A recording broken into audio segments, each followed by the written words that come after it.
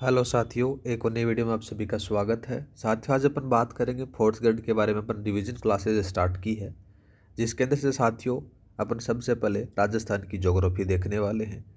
साथियों, हमारा प्रयास रहेगा कि आपके 20 के 20% हैं वो इस क्लास से छप जाएं। हम ऐसा दावा नहीं करते कि सारे के सारे हूबहू छप जाएंगे, लेकिन पूरा प्रयास रहेगा साथियों कि आपके सारे के सारे पर्सन इसके अंदर से आ जाएं। मतलब कि आपका जो सिलेबस दे रखा है उस सिलेबस को सारा का सारा कवर किया गया है एक शॉर्ट नोट्स के रूप में। तो बात करते हैं साथियों, सबसे पहला जो टॉपिक दे रखा है आपके सिलेबस में, राजस्थान की स्थिति और विस्तार के बारे में अपन देखते हैं। ये रहा भाई आपका राजस्थान का भूगोल। सबसे पहले बात करें तो स्थिति कितनी है राजस्थान की, विस्तार कितना है, सीमाएं कितनी हैं, कितने ज़िले हैं, संभाग कितने हैं, नामकरण किस प्रकार से हुआ, उसके बारे में अपन चर्चा करने वाले हैं।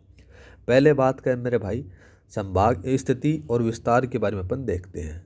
तो स्थिति और विस्तार की जब चर्चा होती है तो सबसे पहले राजस्थान की स्थिति और विस्तार आ जाता है। एक तो उत्तरी अक्षांश आता है, एक पूर्वी देशांतर आ जाता है, साथ ही बात करें तो विस्तार आ जाता है और कुल क्षेत्रफल आ जाता है, राजधानी आ जाती है।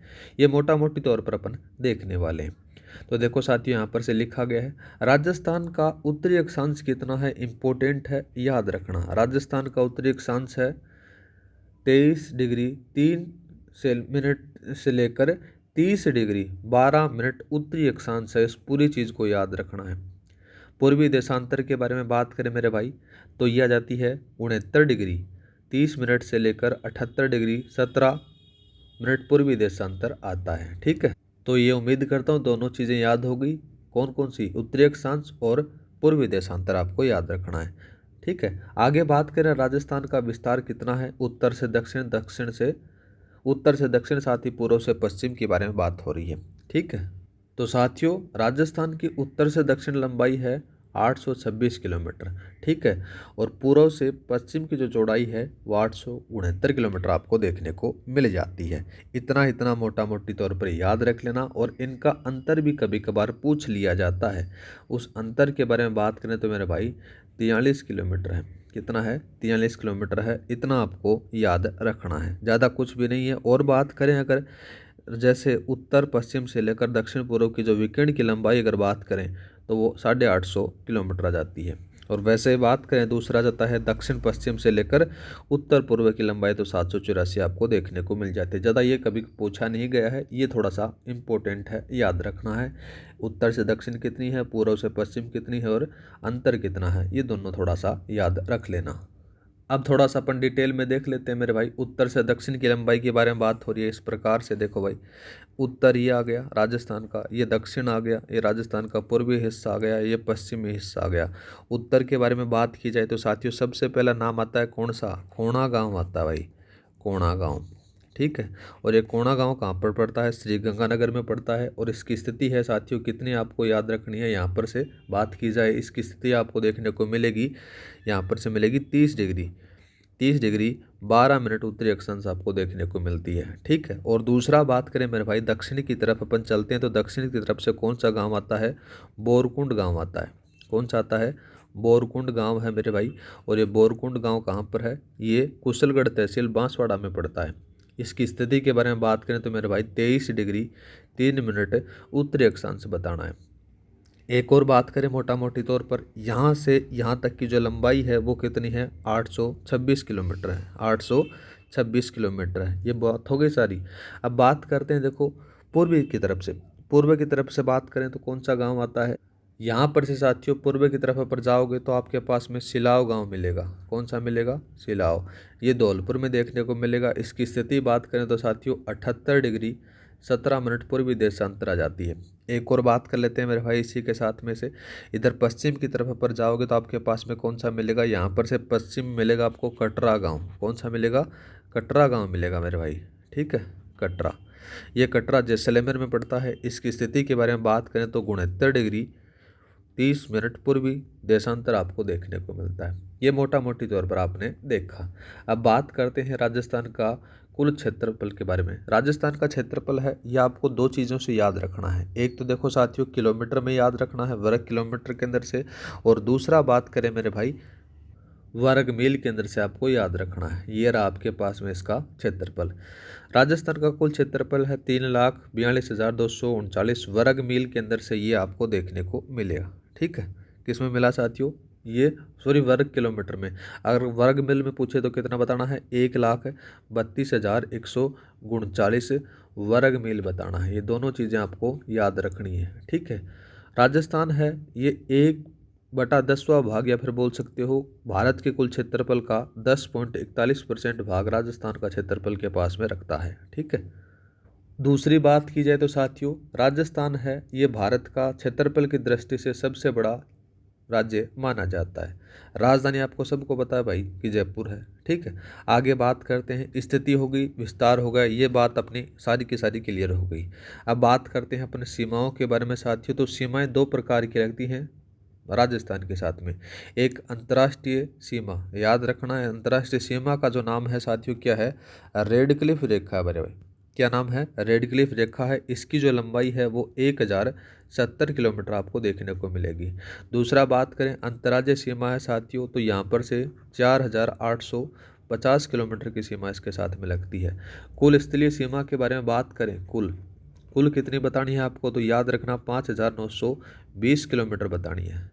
ठीक है, और या दूसरा बात करें अपन तटीय सीमा। ठीक है, तटीय सीमा कितनी बतानी है? तटीय सीमा शायद 0 लगती है यहाँ पर से। कितनी लगती है? 0 लगती है। ओनली यही स्थलीय सीमा लगती है। ठीक है, अब थोड़ा सा अपन डिटेल में देख लेते हैं। सबसे पहले किसके बारे में? अंतर्राष्ट्रीय सीमा के बारे में बात करते हैं। अंतर्राष्ट्रीय सीमा का जो नाम है रेड क्लिफ रेखा है। याद रख लेना, बहुत बार पूछा जाता है। ठीक है, इसको हाथ से बनाया हुआ है या फिर बोल सकते हो कि जो रेड क्लिफ रेखा है एक कृत्रिम रेखा है। ये भारत और पाकिस्तान को अलग करती है। किसको अलग करती है? भारत व पाकिस्तान को अलग करती है। कौन सी? रेड क्लिफ रेखा मेरे भाई। ठीक है, रेड क्लिफ रेखा। इतना आपने देखा। आगे बात करें तो साथियों इसके अंदर से मैंने रूप से बात करें तो 3 राज्य आपको देखने को मिलेंगे और 2 केंद्र शासित प्रदेश हैं। ये ज़्यादा कुछ नहीं पूछने को जाता। जैसे पंजाब हो गया, हरियाणा, पंजाब, गुजरात और राजस्थान, तो 3 तो राज्य हैं और 2 आपके केंद्र शासित प्रदेश हैं, जिसमें से जम्मू एंड कश्मीर और लद्दाख आते हैं। अब रेड क्लिफ लेखा की कुल जो लंबाई है उसके बारे में कभी कभार पूछे तो याद रखना 3,323 किलोमीटर लगती है। ठीक है, कुल लंबाई, कुल लंबाई जो राजस्थान के साथ में ही जो इंडियन ज्योग्राफी है उसके साथ में आती है, तो साथियों 3,323 किलोमीटर लगती है। अपने राजस्थान के साथ में बात करें तो मेरे भाई 1,070 किलोमीटर की सीमा लगती है। ये याद रखना है। अब राजस्थान से शुरुआत कहाँ से होती है? राजस्थान की शुरुआत बात करें तो साथियों ये कहाँ से स्टार्ट होगी? ऊपर ही ऊपर अपन चलते हैं राजस्थान के पास में, जिसका नाम आता है श्री गंगानगर। और श्री गंगानगर में कहाँ से? हिंदूमल कोट से स्टार्ट होती है। कहाँ से? हिंदूमल कोट गंगानगर से। ठीक है, गंगानगर से स्टार्ट होती है। और बात करें साथियों इसका जो एंडिंग पॉइंट आता है, राजस्थान के संदर्भ में बात हो रही है, तो इसमें से नाम आता है बाखासर का। किसका नाम आता है साथियों? बाखासर का। बाखासर कहाँ पर पड़ता है? बाड़मेर में पड़ता है मेरे भाई। ठीक है, अब देखो साथियों राजस्थान के कौन से ज़िले हैं जो इसके साथ में सीमा बनाते हैं? तो सबसे पहले श्री गंगानगर आ गया। ठीक है, गंगानगर आ गया। गंगानगर के बाद में जब नीचे चलते तो अनूपगढ़ था, उसको हटा दिया गया साथियों। फिर दूसरा जो ज़िला आता है उसका नाम आता है साथियों कौन सा? बीकानेर आता है। कौन सा आता है मेरे भाई? बीकानेर आता है। तीसरा बात करें तो तीसरा कौन सा बताना साथियों? यहाँ पर से एक और बना है, नाम आता है फलोदी। फलोदी की सीमा भी लगती है। चौथा बात करें मेरे भाई कौन सा आता है? जैसलमेर आता है। जैसलमेर की सीमा सर्वाधिक लगती है पाकिस्तान के साथ में।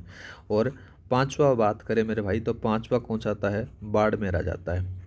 ये ज़िले हैं जो सीमा बनाते हैं, राजस्थान के हैं, इसके साथ में सीमा बनाते हैं। ये थोड़ा सा याद रख लेना, मोटा मोटी तौर पर, ज़्यादा कुछ खास इसके अंदर से है नहीं क्योंकि आपने बार बार पढ़ा है। ठीक है, और बात की जाए तो साथियों पाकिस्तान की तरफ अपन चलते हैं। तो पाकिस्तान की इस तरफ से 9 ज़िले सीमा बनाते हैं। कितने बनाते हैं? पाकिस्तान के 9 ज़िले सीमा बनाते हैं। पाकिस्तान के 9 ज़िले सीमा बनाते हैं। और वो कौन कौन से हैं साथियों? जिसमें से 3 तो पंजाब प्रांत के ज़िले आते हैं और 6 आ जाते हैं वो सिंध प्रांत के जाते हैं। 3 कौन कौन से हैं पंजाब प्रांत के? जिसमें से बहावलनगर, बहावलपुर और रहीम यार खां आते हैं। ठीक है। तीसरा बात करें तो साथियों सिंध प्रांत के 6 जिले हैं, जिसमें से गोटकी, सुकुर, खेरपुर, संघर, उमरकोट, थार पारकर, ये सारे के सारे साथियों इसके साथ में सीमा बनाते हैं। ये मोटा मोटी तौर पर थी, ये याद रखना है आपको अंतर्राष्ट्रीय रेखा के बारे में। अंतर्राष्ट्रीय सीमा रेखा के बारे में मेन रूप से आपके लिए ये इंपॉर्टेंट है कि इसका नाम क्या है। ठीक है, रेड क्लिफ रेखा। आगे बात करते हैं अपन अंतर्राज्यीय सीमा के साथ में। ये रहा भाई अंतर्राज्यीय सीमा। अंतर्राज्यीय सीमा की लंबाई मैंने बताई थी, कितनी बताई थी साथियों? 4850 किलोमीटर मैंने बताई थी। अब अंतर्राज्यीय सीमा के साथ में बात करें तो मेरे भाई अंतर्राज्यीय सीमा के साथ में कौन कौन से ज़िले हैं जो सीमा बनाते हैं राजस्थान के साथ में? पंजाब बनाता है, साथ ही हरियाणा, उत्तर प्रदेश, मध्य प्रदेश और गुजरात, ये ज़िले बनाते हैं, ये राज्य बनाते हैं सॉरी। ठीक है, अब देखो कौन कौन से कितनी कितनी बनाते हैं। तो पंजाब है साथियों 89 किलोमीटर की सीमा बनाता है, सबसे कम। दूसरा बात करें हरियाणा की तो 1262 आती है भाई, 1262 किलोमीटर। उत्तर प्रदेश के बारे में बात करें तो साथियों 877 किलोमीटर आती है, 877 किलोमीटर। मध्य प्रदेश के बारे में बात करें तो सर्वाधिक सीमा यही बनाता है 1600 किलोमीटर की। ठीक है, और दूसरा बात करें गुजरात बच जाता है साथियों 1022 किलोमीटर की सीमा इसके साथ में बनाता है राजस्थान के साथ में ये राज्य। अब थोड़ा सा अपन डिटेल में देख लेते हैं। जैसे पंजाब है, पंजाब के साथ में क्या करता है साथियों? पंजाब है राजस्थान की न्यूनतम सीमा बनाता है, याद रखना। पंजाब के साथ में राजस्थान के 2 ही ज़िले सीमा बनाते हैं, उसमें से कौन कौन सा नाम आता है? एक का तो नाम आता है श्री गंगानगर। ठीक है, क्या नाम आता है साथियों? श्री गंगानगर आता है। और दूसरा बात करें तो दूसरा कौन सा आता है साथियों? हनुमानगढ़ आता है। कौन सा आता है? हनुमानगढ़ आता है। ये सीमा बनाते हैं। उधर पंजाब के कौन कौन से बनाते हैं साथियों? 2 बनाते हैं, जिसमें से फाजिल्का और मुक्तसर आते हैं। ठीक है, यही बात आपको याद रखनी है। दूसरा बात करें मेरे भाई, नाम आ जाता है अपना हरियाणा। हरियाणा के साथ में साथियों 8 ज़िले सीमा बनाते हैं राजस्थान के। कौन कौन से आते हैं? सबसे पहले हनुमानगढ़, चोरू, झुंझुनू, सीकर, कोटपुतली, बहरोड़, खेरतल, तिजारा का नाम चेंज कर दिया गया है, थोड़ा सा याद रखना, श्री भर्तृहरि नगर कर दिया गया है। ठीक है, और साथ में अलवर और डीग बनाता है। उत्तर प्रदेश की तरफ अपन चलते हैं। उत्तर प्रदेश से चलने से पहले अपन हरियाणा के भी देख लेते हैं। हरियाणा के 7 ज़िले बनाते हैं, याद रखना है। ठीक है, यहाँ पर से ये ज़िले हैं राजस्थान के। ये राजस्थान के बारे में बात हो रही है भाई।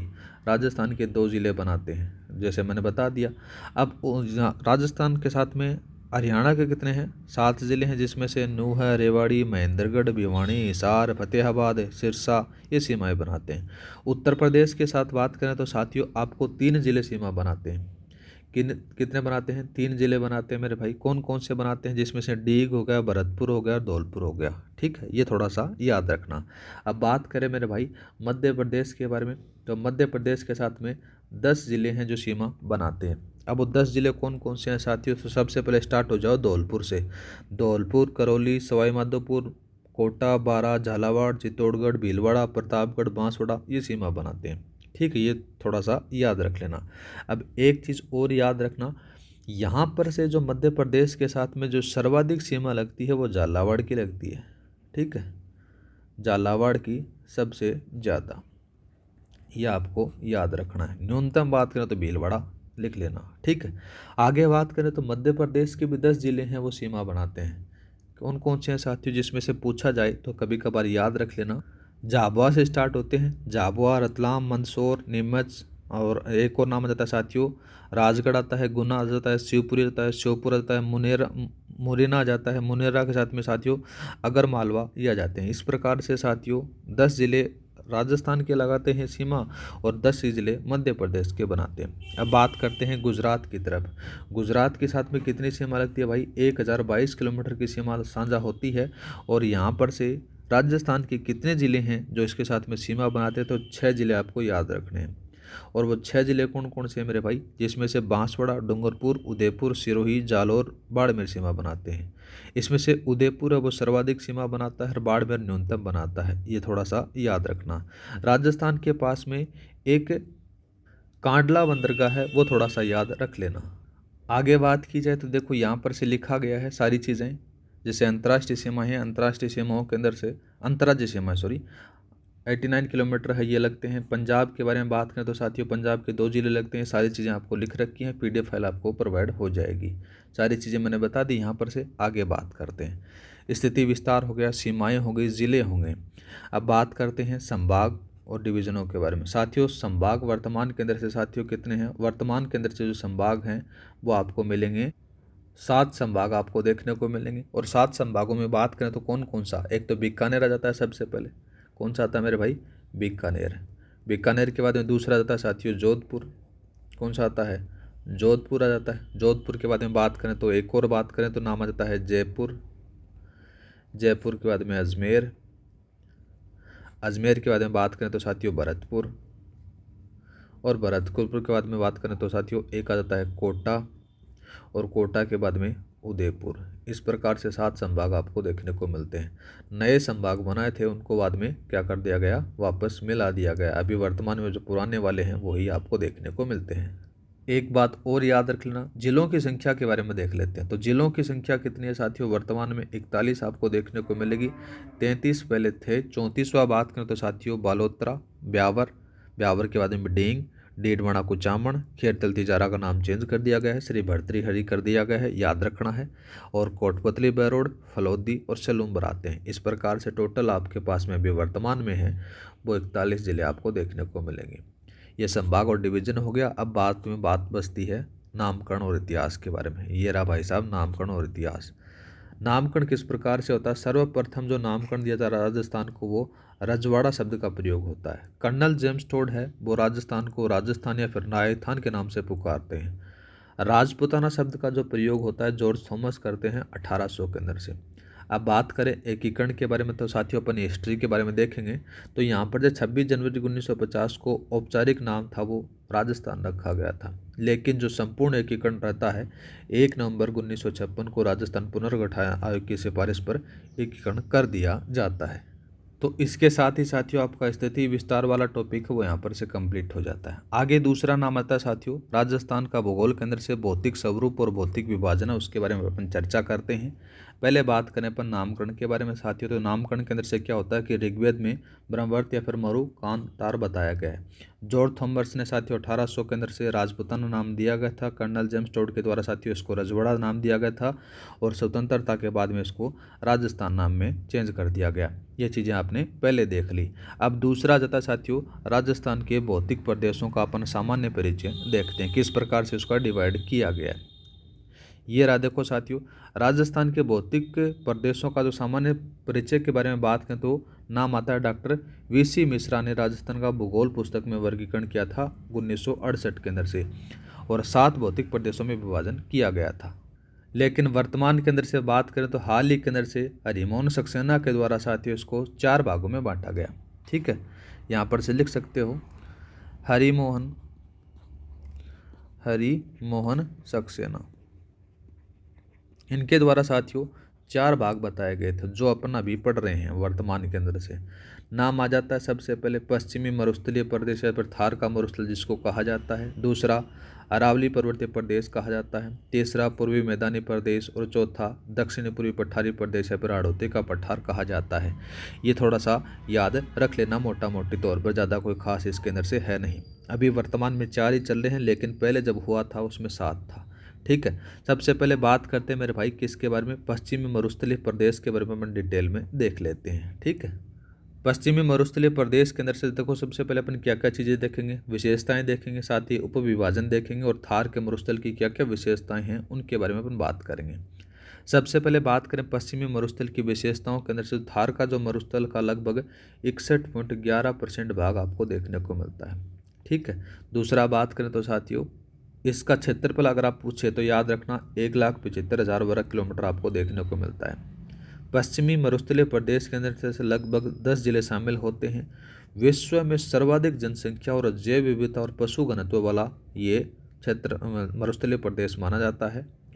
इसकी विशेषताओं के अंदर से बात करें तो ये 640 किलोमीटर लंबा है, 300 किलोमीटर चौड़ा आपको देखने को मिलता है।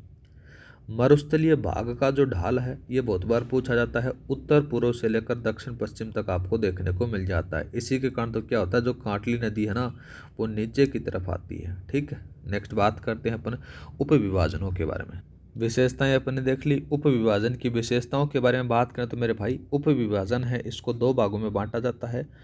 सबसे पहले शुष्क रेतीला प्रदेश या फिर महान भारतीय मरुस्थल जिसको कहा जाता है साथियों, और दूसरा नाम आता है अर्ध शुष्क प्रदेश। अर्ध शुष्क प्रदेश से पहले अपन बात करें शुष्क रेतीला महा प्रदेश के बारे में बात करें तो इसको साथ दो भागों में बांटा गया है। पहला बालू का स्तूप युक्त प्रदेश आता मुक्त प्रदेश आता है, जिसका 41.50% हिस्सा इसके पास में रहता है, और दूसरा जाता है मेरे भाई बालू का स्तूप युक्त प्रदेश। ठीक है, सबसे पहले बात करें तो बालू का स्तूप युक्त प्रदेश है, जिसमें से 41.50% भाग इसके पास में रहता है, जिसमें से जो जिले आते हैं जैसलमेर, बाड़मेर और जोधपुर के कुछ भाग शामिल होते हैं। दूसरा बात करते हैं अपन, नाम आता है बालू का स्तूप युक्त प्रदेश के अंदर से आपको देखने को मिलेगा।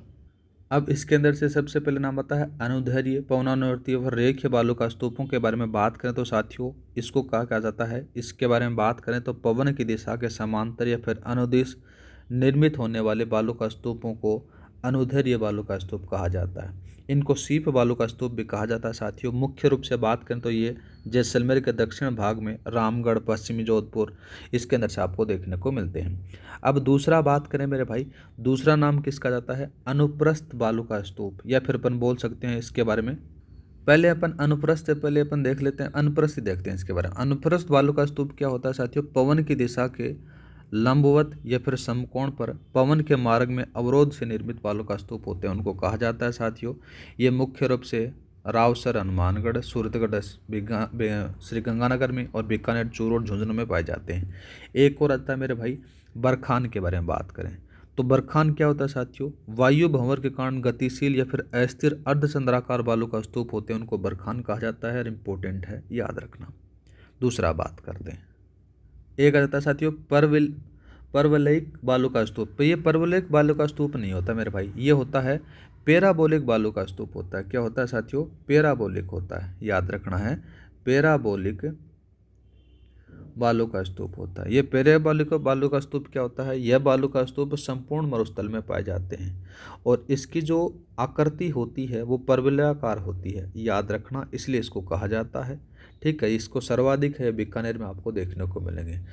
तारा बालू का स्तूप या फिर स्टार बालू का स्तूप, इसके बारे में बात करें तो साथियों इसके अंदर से क्या होता है, ये बालू का स्तूप होते हैं वो तारे के समान दिखाई देते हैं, इसलिए इसका नाम पड़ता है। और ये मुख्य रूप से बात करें तो मोहनगढ़, पोखरण, सूरतगढ़, इन क्षेत्रों में पाए जाते हैं। एक आता है साथियों नेत्रक बालू का स्तूप के बारे में बात करें मेरे भाई, नेत्रक बालू का स्तूप होता क्या है, देखो इसके अंदर से बात की जाए तो ये हरियाणा से लेकर हनुमानगढ़ के मध्य एक श्रृंखला में पाए जाने वाले बालू का स्तूप होते हैं, एक नेटवर्क का निर्माण करते हैं। ठीक है, ये मैन आपके पास में, आप देख लेना इसको। अब यहाँ तक आपने किसके बारे में देखा मेरे भाई, ये पहले वाला आपने देखा, किसके बारे में देखा, देखो यहाँ पर से अपने विभाजन किया था, पश्चिमी मरुस्थलीय प्रदेश के बारे में अपने देख लिया। अब पश्चिमी मरुस्थलीय प्रदेश के बारे में भी अपने इसको डिवाइड किया था, उप विभाजन किया था ना, ये रहा देखो शुष्क। और अब आता है साथियों अर्ध शुष्क प्रदेश के बारे में, अब अपन इसके बारे में अपन चर्चा करेंगे। ठीक है, अर्ध शुष्क के बारे में बात होती है तो सबसे पहले नाम आता है अर्ध शुष्क प्रदेश या फिर राजस्थान के बांगर के बारे में अपन बात करेंगे। तो सबसे पहले बात करें तो साथियों अर्ध शुष्क प्रदेश के बारे में अपन थोड़ी सी चर्चा कर लेते हैं। इसके अंदर से क्या होता है साथियों कि पश्चिमी मरुस्थलीय प्रदेश का वह भूभाग जहाँ पर से 25 सेंटीमीटर से लेकर 50 सेंटीमीटर वर्षा रेखा होती है। ठीक है, या फिर बोल सकते हो कि 25 सेंटीमीटर वर्षा रेखा द्वारा और अरावली के साथ तक यहाँ पर इसका विस्तार आपको देखने को मिल जाता है। सबसे पहले नाम आता है साथियों किसका, घग्गर प्रदेश का। घग्गर प्रदेश के बारे में बात करें मेरे भाई, इसको आगे डिटेल में बताया गया है, ये रहा भाई घग्गर प्रदेश। घग्गर प्रदेश का जो विस्तार है आपको कहाँ पर देखने को मिलेगा, श्रीगंगानगर और हनुमानगढ़ के अंदर से आपको देखने को मिल जाता है। इस भूभाग में बरखान टीले पाए जाते हैं। ठीक है, और घग्गर का जो तल है इसको स्थानीय भाषा में क्या कहा जाता है साथियों, नाली कहा जाता है। क्या कहते हैं, नाली कहा जाता है, इम्पोर्टेंट है, याद रखना। और राजस्थान में सर्वाधिक सिंचाई होती है वो नहरों द्वारा इसी क्षेत्र में होती है, बाढ़ प्रभावित क्षेत्र भी माना जाता है। नेक्स्ट बात करते हैं शेखावाटी प्रदेश के बारे में। तो शेखावाटी प्रदेश है साथियों, ये अंतःस्थलीय प्रवाह का मैदान आपको देखने को मिल जाता है। इसके अंदर से साथियों सबसे पहले जैसे कौन कौन से होते हैं, चूरू, सीकर, झुंझुनू और नागौर जिले शामिल होते हैं, ये थोड़ा सा याद रखना है। ठीक है, इस शेखावटी प्रदेश में आंतरिक प्रवाह की नदियाँ पाई जाती हैं। यहाँ पर से साथियों कुछ आपको देखने को मिलेंगे, जैसे सर, सरोवर, बेरा, जोहड़, कुंड, इनके बारे में आपको थोड़ा सा देख। ये देखो साथियों, ये सारी के सारी क्या हैं, ये जल संरक्षण का, या फिर बोल सकते हो कि जल संरक्षण के मान लिए यूज़ किया जाता है इनका प्रयोग। यहाँ पर से लिख सकते हो जल संरक्षण के लिए। अब जल संरक्षण के लिए सबसे पहले नाम आता है सर का। सर क्या होते हैं मेरे भाई? छोटे तालाब होते हैं, उनको कहा जाता है। दूसरा बात करें तो साथियों नाम आता है नाड़ा।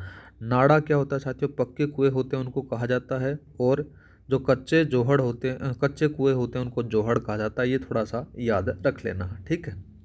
आगे बात करते हैं अपन नागौरी उच्च भूमि के बारे में। नागौरी उच्च भूमि के अंदर से बात करें तो मेरे भाई ये 300 से लेकर 500 मीटर ऊंची अरावली पर्वत उच्च भूमि क्षेत्र माना जाता है, ठीक है।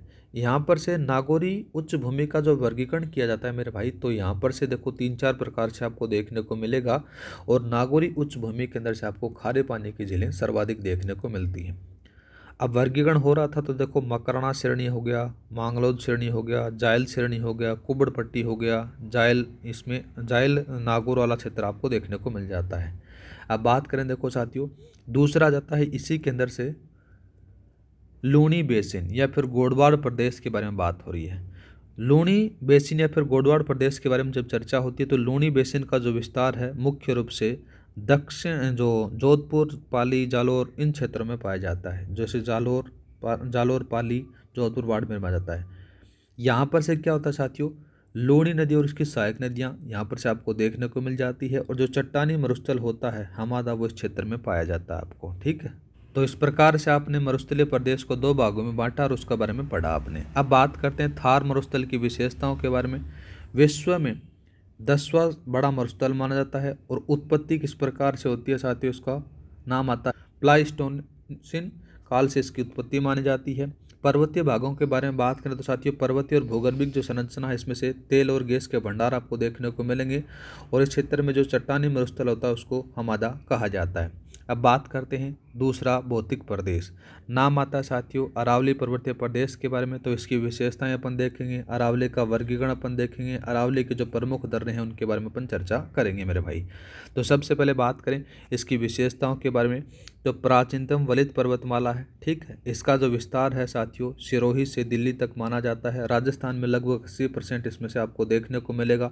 इसकी जो कुल लंबाई है वो 692 किलोमीटर आपको देखने को मिलती है। राजस्थान में अकेले में 550 किलोमीटर है। औसत ऊंचाई के बारे में बात करें तो 930 आपको देखने को मिलता है।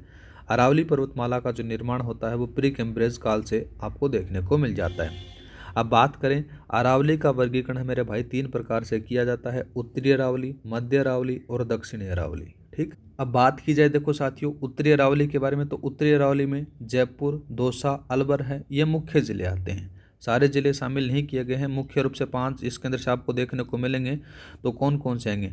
जयपुर, दौसा, दौसा के बाद में अलवर हो गया, एक सीकर भी लिख सकते हो, ठीक है। सीकर के बाद में जयपुर भी लिख सकते हो। जयपुर लिखा हुआ है क्या? हाँ लिखा हुआ है। जयपुर के बाद में बात करें तो साथियों एक और यहाँ पर से देखने को मिलेगा, झुंझुनू जिला आता है। इस प्रकार से साथियों यहाँ पर से आपको कितने ज़िले देखने को मिलेंगे? 5 जिले देखने को मिलेंगे। और बात की जाए तो साथियों जो उत्तरी अरावली की जो सर्वाधिक सबसे ऊंची चोटी है वो रघुनाथगढ़ सीकर में है, 1055 मीटर है। अब और बात कर लेते हैं मेरे भाई, जैसे इसके अंदर से प्रमुख चोटियों के जब जिक्र होता है इसमें से बहुत सारी चोटियां आपको देखने को मिलेंगी। जैसे खो जयपुर में आ जाती है जिसकी ऊंचाई 920 मीटर आ जाती है। बैराज है वो अलवर में आ जाती है, 792 मीटर है। बरबाड़ा है वो जयपुर में आती है साथियों, 786 मीटर है।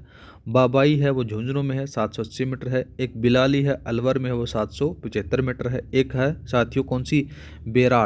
बेराट जयपुर में है, 704 मीटर है। सरिस्का अलवर में 677 मीटर है। भानगढ़ है अलवर में है, 649 मीटर है। जयगढ़ है जयपुर में है, 648 मीटर है। नाहरगढ़ है ये भी आपको जयपुर में पता चलेगा, 599 मीटर है। एक आ जाता है साथियों अलवर किला जिस पर अलवर के अंदर है, वो 597 मीटर है। एक आता है साथियों एक और अलवर के अंदर से है जिसका नाम आता है सीरावास, जो जयपुर में है, जो अलवर में 651 मीटर इसकी ऊंचाई आपको देखने को मिलती है। एक मनोरपुरा जयपुर में है, 747 मीटर आपको देखने को मिल जाती है। ये मुख्य रूप से आपको देखने को मिलेंगी। और याद रखना साथियों मैंने इनको लिखा ही नहीं गया, थोड़ा सा सुन लोगे तो आपका काम हो जाएगा। ठीक है। एक बात और याद रखना, उत्तरी अरावली के अंदर से आपको कोई भी दर्रा देखने को नहीं मिलता है। ठीक है। अब बात करते हैं साथियों, दूसरा नाम आता है कौन सा, मध्य अरावली। मध्य अरावली के अंदर से क्या होता है साथियों, बात करें इसके अंदर से जयपुर से अजमेर आपको देखने को मिलेगा, या फिर बोल सकते हो अजमेर से जयपुर। मुख्य रूप से बात करें उसका विस्तार अजमेर में आपको देखने को मिलता है, सर्वाधिक विस्तार भी अजमेर में आपको देखने को मिलता है। इसकी जो सर्वाधिक ऊंची चोटी है वो तारागढ़ है, 873 मीटर। ठीक। एक चीज़ और लिख लेना मेरे भाई, जो उत्तरी अरावली थी इसकी औसत ऊंचाई आपसे पूछ ली जाए तो 450 से लेकर 700 मीटर बताई जाती है। ठीक, उनकी पहाड़ियों की ऊंचाई। और वैसे ही बात करें तो मेरे भाई, जो यहाँ पर से मध्य अरावली है, इस मध्य अरावली की जो पहाड़ियों की औसत ऊंचाई है वो 700 मीटर बताई जाती है। ठीक है, इतना थोड़ा सा याद रख लेना। अब बात करें साथियों इसकी और जो चोटियाँ हैं उनके बारे में, जैसे मध्य अरावली की जो चोटियाँ हैं उसमें से प्रमुख चोटियाँ कौन सी हैं। गोरम जी आती है साथियों अजमेर में, 934 मीटर आपको देखने को मिलेगी। ठीक है, इसमें से चेंज कर लेना मेरे भाई, ये तारागढ़ है ना, ये सर्वाधिक ऊंची चोटी नहीं है इसकी। इसकी सर्वाधिक ऊंची चोटी है, उसका नाम आ जाता है साथियों, का नाम आता है गोरम जी आता है मेरे भाई। ठीक है, गोरम जी के अंदर से साथियों अजमेर में है, इसकी स्थिति आपको देखने को मिलेगी, जिसकी ऊंचाई है 934 मीटर। आगे बात करें, दूसरा नाम आता है मेरियाजी टॉडगढ़, अजमेर में है, 933 मीटर है। तारागढ़ अजमेर में है साथियों तो 873 मीटर है। एक नाग पहाड़ है जिससे लूणी नदी निकलती है, 795 मीटर है। ये थोड़ा सा याद रख लेना। अब बात करें इसके प्रमुख दर्रों के मेरे भाई, तो प्रमुख दर्रे अपन देख लेते हैं यहाँ पर से। प्रमुख दर्रे, प्रमुख दर्रों के बारे में बात करें तो सबसे पहला जो दर्रा नाम आता है बर दर्रा। बर दर्रा कहाँ पर है, ये अजमेर में है। दूसरा बात करें तो दूसरा नाम आता है अरनिया, कौन सा आता है, अरनिया दर्रा आता है। तीसरा बात करें तो नाम आता है साथियों कौन सा, सुरा घाट आता है। क्या नाम आता है मेरे भाई, सुरा घाट आता है। चौथा बात करें तो चौथा कौन सा आता है, पीपली आ जाता है। ठीक है, और पांचवा बात करें तो साथियों कौन सा आता है, परवेरिया, कौन सा आता है, परवेरिया दर्रा जाता है। और छठा बात करें तो साथियों नाम आता है शिवपुरी। क्या नाम आता है, शिवपुरी आता है। ये सारे के सारे दर्रे हैं, ये अजमेर में आपको देखने को मिलेंगे, ये थोड़ा सा याद रख लेना मेरे भाई। आगे बात करते हैं दक्षिणी अरावली के बारे में। दक्षिणी अरावली का जो मुख्य रूप से विस्तार माना जाता है उदयपुर, सिरोही, राजसमंद, डूंगरपुर में माना जाता है। और दक्षिणी अरावली की जो सर्वाधिक ऊंची चोटी है उसका नाम है गुरु शिखर, 722 मीटर आपको देखने को मिल जाती है। और बात करें साथियों इसकी औसत ऊंचाई, और थोड़ा सा याद रख लेना, औसत ऊंचाई, औसत ऊंचाई आपको कितनी रखनी है, 1000 मीटर रखनी है दक्षिण अरावली की, ये थोड़ा सा याद रखना। इस क्षेत्र के अंदर से आपको भोराट का पठार, लसाड़िया का पठार और गिरवा पर्वतीय क्षेत्र देखने को मिल जाते हैं।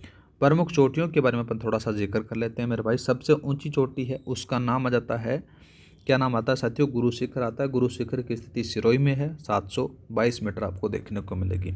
ठीक है, दूसरा शेर सिरोही में है, 1597 मीटर। देलवाड़ा सिरोही में है साथियों, ये 1442 मीटर आ जाती है।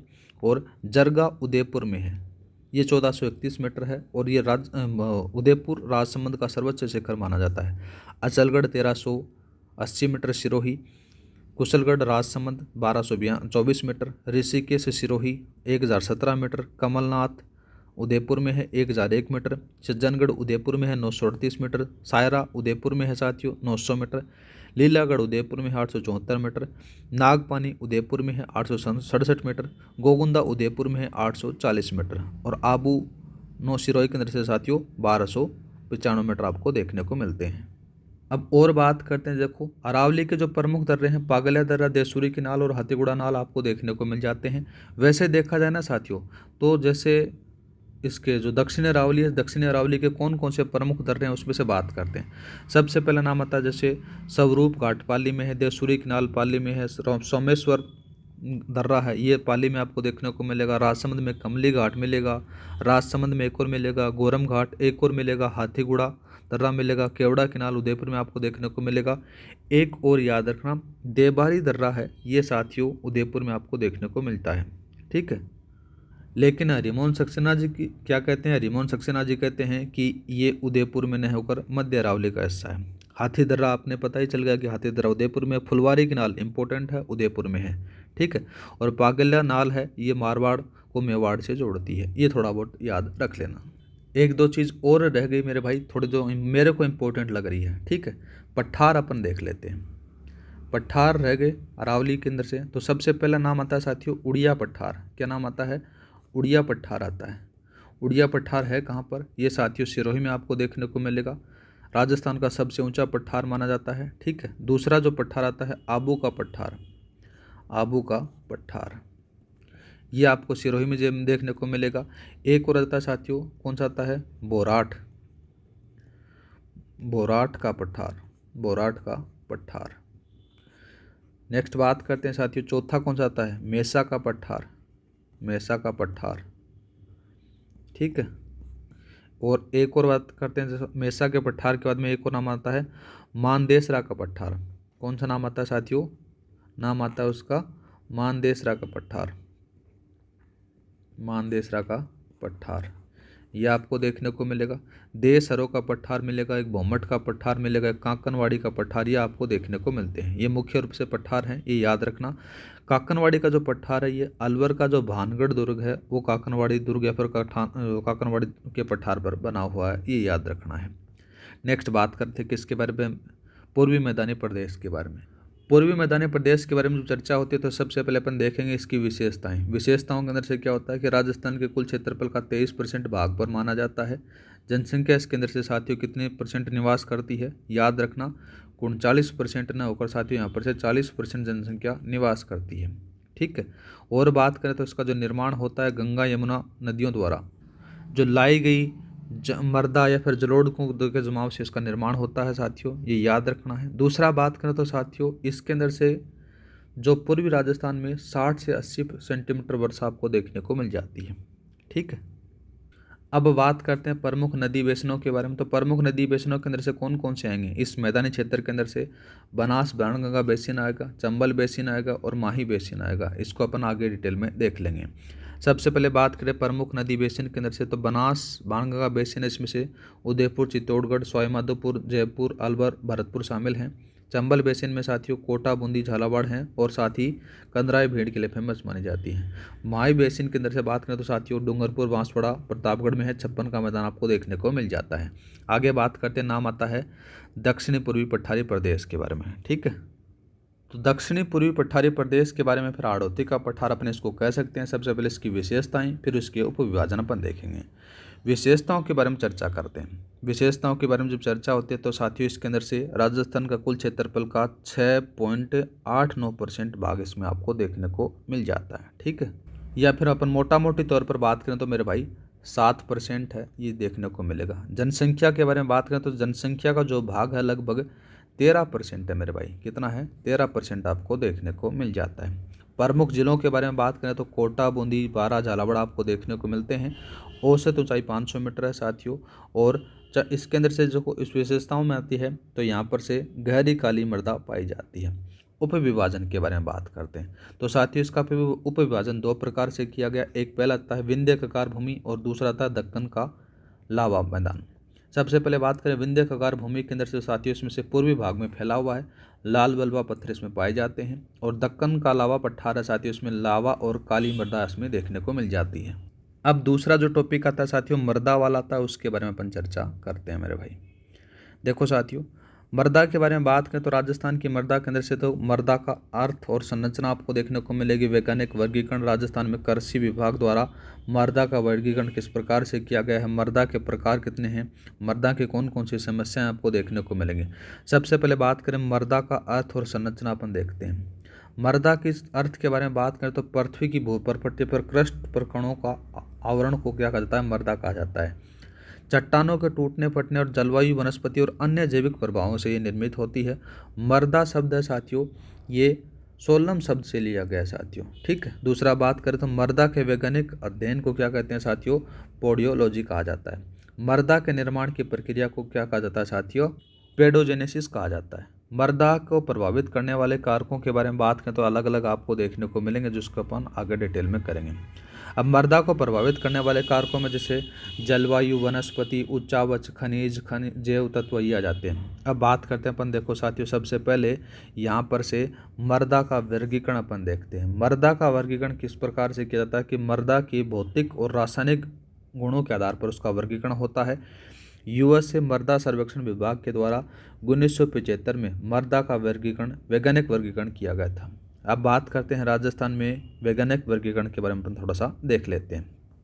ये रहा भाई राजस्थान में वैज्ञानिक वर्गीकरण। सबसे पहले बात होती है तो यहाँ पर से मृदा के भौतिक और रासायनिक गुणों के आधार पर होता है। यह बात अपने देख ली। ये बात अपने को देखनी है राजस्थान में वैज्ञानिक वर्गीकरण। इसमें से कौन कौन सा आएगा? इसमें से आएगा एरिडीसोल आएगा, एल्फीसोल आएगा, इंसेप्टिसोल आएगा, वर्टिसोल आएगा, एंटीसोल। इस प्रकार से ये मृदा का वर्गीकरण किया गया है साथियों। कितने प्रकार से? तो ये याद रखना 5 प्रकार से किया गया है। ठीक है, ये तीनों चारों नाम याद रखने हैं। अब बात करते हैं सबसे पहले राजस्थान में कृषि विभाग के द्वारा जो मृदा का वर्गीकरण किया गया है उनके बारे में। सबसे पहले जो नाम आता है, ये जो मृदा होती है देखो, सिरोजेम्स मृदा है, श्रीगंगानगर में पाई जाती है। दूसरा नाम आता है साथियों रेवरीना मृदा, ये भी गंगानगर में मिलती है साथियों। लाल पीली मृदा है साथियों, भीलवाड़ा, अजमेर, सीकर, जयपुर, टोंक में पाई जाती है। दूसरा आता है नवीन भूरी मृदा है साथियों, अजमेर, भीलवाड़ा में पाई जाती है। जलोढ़ मृदा साथियों जयपुर, अलवर में पाई जाती है। मरुस्थलीय मृदा साथियों बीकानेर और जैसलमेर में पाई जाती है। और भूरी रेतीली मृदा साथियों सवाईमाधोपुर और जयपुर में पाई जाती है। लाल लोमी मृदा है उदयपुर, डूंगरपुर में पाई जाती है। पहाड़ी मृदा उदयपुर, सिरोही में पाई जाती है। दलदली मृदा गंगानगर में पाई जाती है। कछारी मृदा कोटा, बूंदी में पाई जाती है। दूसरा बात करें जिप्सी फेरस मृदा है, बीकानेर में पाई जाती है। नेक्स्ट आता है साथियों कैल्सी ब्राउन मरुस्थलीय मृदा है, जैसलमेर, बीकानेर में पाई जाती है। खारी मृदा है, हनुमानगढ़ और गंगानगर में पाई जाती है। ठीक है, अब आगे बात करते हैं अपन। देखो साथियों इसके अंदर से मृदा के प्रकारों के बारे में अपन बात करते हैं। सबसे पहला नाम आता है रेतीली बलुई मृदा, लाल पीली मृदा, लाल लोमा मृदा, मिश्रित लाल काली मृदा, मध्य काली मृदा, जलोढ़ कछारी मृदा, भूरी रेतीली मृदा, रेवरीना मृदा और सिरोजेम्स मृदा। इस प्रकार से इसको डिवाइड किया गया है। अब इनको अपन डिटेल में पढ़ने वाले हैं। सबसे पहले बात करें रेतीली बलुई मृदा के बारे में। रेतीली बलुई मृदा के बारे में जब चर्चा होती है तो पश्चिमी राजस्थान में पाई जाती है। जैविक तत्वों और जीवाश्मों का अभाव इसमें पाया जाता है। कम उपजाऊ होती है, जल धारण क्षमता कम होती है, कैल्शियम और फास्फोरस की अधिकता इसमें देखने को मिलती है। मुख्य रूप से बात करें जैसलमेर, बीकानेर, जोधपुर, बीकानेर, जैसलमेर, बाड़मेर, नागौर, चूरू में पाई जाती है। दूसरी जो मृदा का नाम आता है साथियों लाल पीली मृदा। लाल पीली मृदा के बारे में जब चर्चा होती है साथियों अरावली पर्वतीय मध्यवर्ती भागों में पाई जाती है। लाल और पीले रंग के कण इसमें पाए जाते हैं साथियों। कार्बनिक पदार्थ और नाइट्रोजन की कमी इसमें पाई जाती है। चूना, फास्फोरस, पोटास की अधिकता इसमें पाई जाती है। ये लाल पीली मृदा है साथियों, ये सवाईमाधोपुर, भीलवाड़ा, अजमेर, सिरोही, राजसमंद में पाई जाती है। दूसरी मृदा का नाम आता है साथियों लाल लोमा मृदा। लाल लोमा मृदा के बारे में जब चर्चा होती है तो दक्षिणी राजस्थान के उदयपुर और दक्षिण भाग में पाई जाती है। कम उपजाऊ होती है साथियों, इसमें से नाइट्रोजन, फास्फोरस और कैल्शियम की कमी होती है। पोटास और लोहा अंश की अधिकता इसमें पाई जाती है। लाल लोमा मृदा साथियों मक्का की खेती के लिए उपयुक्त मानी जाती है। इसका जो विस्तार है उदयपुर, डूंगरपुर, बांसवाड़ा, चित्तौड़गढ़ में पाया जाता है। नेक्स्ट बात करते हैं मिश्रित लाल काली मृदा के बारे में। ये जो मृदा है साथियों दक्षिणी पूर्वी राजस्थान हाड़ौती पठार में पाई जाती है। कपास की खेती के लिए उपयुक्त मानी जाती है। इसका जो विस्तार है प्रतापगढ़, डूंगरपुर, बांसवाड़ा, कोटा, बूंदी, झालावाड़ में पाया जाता है। नेक्स्ट मृदा आता है साथियों मध्यम काली मृदा। मध्यम काली मृदा साथियों काली कपासी मृदा या फिर रेंगून मृदा इसको कहा जाता है साथियों। नमी धारण करने की क्षमता अधिक होती है। इसमें से फास्फोरस, नाइट्रोजन और पोटास और जैव पदार्थों की कमी पाई जाती है। कैल्शियम और पोटेशियम की अधिकता इसमें पाई जाती है। साथ ही बात करें तो कपास, चना, मक्का, चावल की खेती के लिए उपयुक्त मानी जाती है। ये मध्यकाली मृदा साथियों कोटा, बूंदी, झालावाड़, बारां में पाई जाती है ज़्यादा। नेक्स्ट बात करते हैं जलोढ़ और कछारी मृदा। पूर्वी मैदानी भाग उसमें पाई जाती है। राजस्थान की सर्वाधिक उपजाऊ मृदा मानी जाती है। ठीक है, साथ ही बात करें तो इसमें से नाइट्रोजन, फास्फोरस की कमी और पोटास और चूना पर्याप्त पाया जाता है। ये जो जलोढ़ कछारी मृदा साथियों गेहूं, जौ, चना, बाजरा, दलहन, तिलहन के लिए खेती के लिए उपयुक्त मानी जाती है। इसका जो विस्तार है जयपुर, अलवर, भरतपुर, सवाईमाधोपुर, धौलपुर, टोंक में पाया जाता है। नेक्स्ट बात करते हैं भूरी रेतीली मृदा। भूरी रेतीली मृदा साथियों राजस्थान के मध्य पूर्वी भाग में पाई जाती है। भूरे रंग की होती है साथियों, याद रखना। फास्फेट तत्वों की प्रधानता इसमें पाई जाती है। मुख्य रूप से जयपुर, अलवर, अजमेर, नागौर, पाली, सीकर, झुंझुनू में पाई जाती है। नेक्स्ट बात करते हैं रेवरीना मृदा। घग्गर नदी के बहाव क्षेत्र में पाई जाती है। उत्तरी राजस्थान के गंगानगर, हनुमानगढ़ में पाई जाती है। क्षारीय और लवण की मात्रा इसमें अधिक होती है। नेक्स्ट बात करते हैं, नाम आता है सिरोजेम्स मृदा। यह गंगानगर के उत्तरी भाग में पाई जाती है। इसमें से चूना और कैल्शियम कार्बोनेट की अधिकता पाई जाती है। नेक्स्ट बात करते हैं मेरे भाई मृदा की विशेषताओं के समस्याओं के बारे में। जैसे मृदा अपर्दन हो गया। मृदा अपर्दन के साथ में लवणता और क्षारीयता हो जाती है। मिट्टी में लवणीयता और क्षारीयता के कारण भूमि की जो उपजाऊपन है वो कमी आने लग जाती है। ये सारी की सारी समस्याएं आपको देखने को मिलती है। नेक्स्ट बात करते हैं। उम्मीद करता हूं कि साथियों आपका रिवीजन बढ़िया तरीके से हो रहा है। मृदा अपरदन के बारे में, मृदा अपरदन के बारे में जब चर्चा होती है तो साथियों इसमें से क्या होता है, वायु व जल द्वारा ऊपरी परत का उखड़ जाना या फिर बह जाना इसमें से आपको देखने को मिलेगा। उबड़ खाबड़ धरातल और मूसलाधार वर्षा से वाले क्षेत्रों में अधिक होता है। साथियों राजस्थान में हाड़ौती के पठार में सर्वाधिक मृदा अपरदन होता है, ये भी याद रखना है। राज्य के पश्चिमी क्षेत्र में वायु द्वारा मृदा अपरदन होता है। पश्चिमी राजस्थान के अंदर से इस वायु द्वारा होगा और यहाँ पर से नदियों द्वारा होगा। अब बात करते हैं लवणता व क्षारीयता की समस्याओं के बारे में। तो सबसे पहले सिंचाई की समस्या आपको देखने को मिलती है। मिट्टी की उत्पादकता और उर्वरकता में कमी आ जाती है, फसलों के लिए हानिकारक होती है। साथ ही बात करें तो लवणता और क्षारीयता ये कहाँ पर से आपको देखने को मिलेंगे, इंदिरा गांधी नहर के आसपास श्रीगंगानगर और हनुमानगढ़ क्षेत्र में सर्वाधिक आपको देखने को मिलते हैं। नेक्स्ट बात करते हैं मेरे भाई, इसका नाम आता है यहाँ पर से राजस्थान का भूगोल के अंदर से प्राकृतिक वनस्पतियों के बारे में अपन चर्चा करते हैं। सबसे पहले अपन देखेंगे किसके बारे में मेरे भाई, वन विभाग द्वारा राजस्थान प्रशासनिक प्रतिवेदन देखेंगे। साथ ही भारत जो 18वीं भारतीय वन रिपोर्ट है उसके बारे में देखेंगे। साथियों 16वीं वन रिपोर्ट है उसका थोड़ा बहुत अपन देख लेंगे। वन नीति कब से लागू की गई वो सारी चीज़ें देखेंगे। राजस्थान में पाए जाने वाले विभिन्न प्रकार हैं उसके बारे में वन हैं वन देखेंगे। वन उत्पादों के बारे में देखेंगे और जो महत्वपूर्ण तथ्य हैं उनके बारे में अपन चर्चा करेंगे। सबसे पहले अपन चर्चा कर लेते हैं किसके बारे में भाई, वन विभाग राजस्थान प्रशासनिक परिवर्तन 2023 के बाद 23-24 के बारे में। तो सबसे पहले नाम आता है, देखो वन विभाग राजस्थान प्रशासनिक प्रतिवेदन 2023-24 के बारे में जब चर्चा होती है तो यहाँ पर से राजस्व में कुल अभिलेखित वन हैं वो कितने बताए गए हैं, वो बताए गए हैं 32,921.78 वर्ग किलोमीटर के अंदर से। कुल वन का 9.61% है। राजस्थान के कुल भौगोलिक क्षेत्र का 16% भाग पर पाए जाते हैं। 16 वन जीव मंडल बताए गए हैं। राजस्थान राज्य वन संरक्षण अधिनियम 1953 भी इसी के अंदर से बताया गया है और सर्वाधिक वन क्षेत्र हैं वो उदयपुर में बताए गए हैं। नेक्स्ट बात करते हैं मेरे भाई, 18वीं वन रिपोर्ट 2023 के बारे में इम्पोर्टेंट है, याद रखना है। इसमें से अपन क्या क्या चीज़ें देखेंगे। सबसे पहले बात करें तो देखो कौन कौन सी, राजस्थान में सर्वाधिक वन वृद्धि करने वाले जिले कौन से हैं, राजस्थान में सर्वाधिक वन कमी करने वाले जिले कौन से हैं, सर्वाधिक विस्तार वाले जिले कौन से हैं, न्यूनतम विस्तार वाले जिले कौन से हैं, सर्वाधिक प्रतिशत वाले देखेंगे, न्यूनतम प्रतिशत वाले देखेंगे और सर्वाधिक झाड़ी वन वाले जिले भी देखेंगे और साथ ही बात करें तो न्यूनतम झाड़ी वन वाले जिले देखेंगे। इस प्रकार से अपन देखने वाले हैं। तो सबसे पहले बात कर लेते हैं, देखो सर्वाधिक राजस्थान में सर्वाधिक वन वृद्धि करने वाले जिले जिसमें से कौन कौन से आते हैं। सबसे पहला नाम आता है सीकर का। सीकर ने कितने वृद्धि की है, 19.14 वर्ग किलोमीटर में वृद्धि की है, ठीक है। दूसरा जालोर का आता है, 19 वर्ग किलोमीटर में वृद्धि की है। फिर पाली का आता है, पाली ने कितने की है, 14.28 वर्ग मील में वृद्धि की है। फिर आता है उदयपुर का, 12.46 वर्ग किलोमीटर में वृद्धि की है। ये सर्वाधिक वृद्धि करने वाले जिले हैं। 2000 जो नई रिपोर्ट आई है ना, 18वीं वन रिपोर्ट है उसके बारे में अपन आंकड़े देख रहे हैं। यहाँ तक आपने देखा। अब बाद में बात करते हैं दूसरा, राजस्थान में सर्वाधिक वन में कमी करने वाले जिले। सबसे पहले नाम आता है बारां का। बारां ने कितनी कमी की है, -33.29 वर्ग किलोमीटर में वृद्धि कमी की है। फिर झालावाड़ का आता है, फिर अजमेर का, फिर बीकानेर का, ये थोड़ा सा याद रख लेना। नेक्स्ट बात करते हैं अपन किसके बारे में, सर्वाधिक वन विस्तार करने वाले जिलों के बारे में। उदयपुर का आता है सबसे पहले, इंपॉर्टेंट है, याद रखना है, ठीक है। दूसरा अलवर का आता है, तीसरा प्रतापगढ़ का आता है। तीन चीज़ें आपको याद रखनी है, पहला दूसरा स्थान तीसरा किसका है, उदयपुर का, अलवर का, प्रतापगढ़ और चित्तौड़गढ़ का है। नेक्स्ट बात करते हैं भाई, राजस्थान में न्यूनतम वन विस्तार वाले से है। चूरू का आपको देखने को मिलेगा 62.30 वर्ग किलोमीटर के अंदर से। हनुमानगढ़ दूसरे नंबर पर है, तीसरा जोधपुर का आपको देखने को मिलेगा, चौथा श्रीगंगानगर में आपको देखने को मिलेगा। अब परसेंटेज में चर्चा कर लेते हैं इसमें। राजस्थान में सर्वाधिक वन प्रतिशत वाले जिलों के बारे में बात होती है तो उदयपुर पहले स्थान पर आएगा, याद रखना है, ठीक है, 23.56%। दूसरे पर प्रतापगढ़ आ जाता है, तीसरे पर सिरोही आ जाता है, चौथे पर करौली आपको देखने को मिलता है।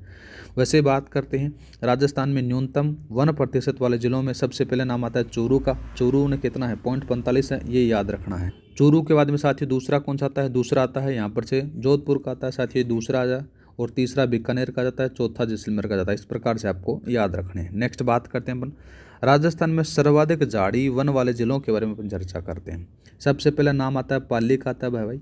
पाली में कितना है, 453.30 वर्ग किलोमीटर आपको देखने को मिलेगा, पहला स्थान। दूसरा बात करें तो जोधपुर जयपुर का आएगा, तीसरा जोधपुर का आपको देखने को मिल जाता है। ये डाटा आपको थोड़ा सा याद रख लेना।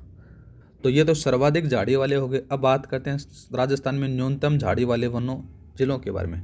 श्रीगंगानगर का पहला स्थान आता है मेरे भाई 16.38% 38 वर्ग किलोमीटर में। दूसरा धौलपुर का आता है, तीसरा चूरू का आता है।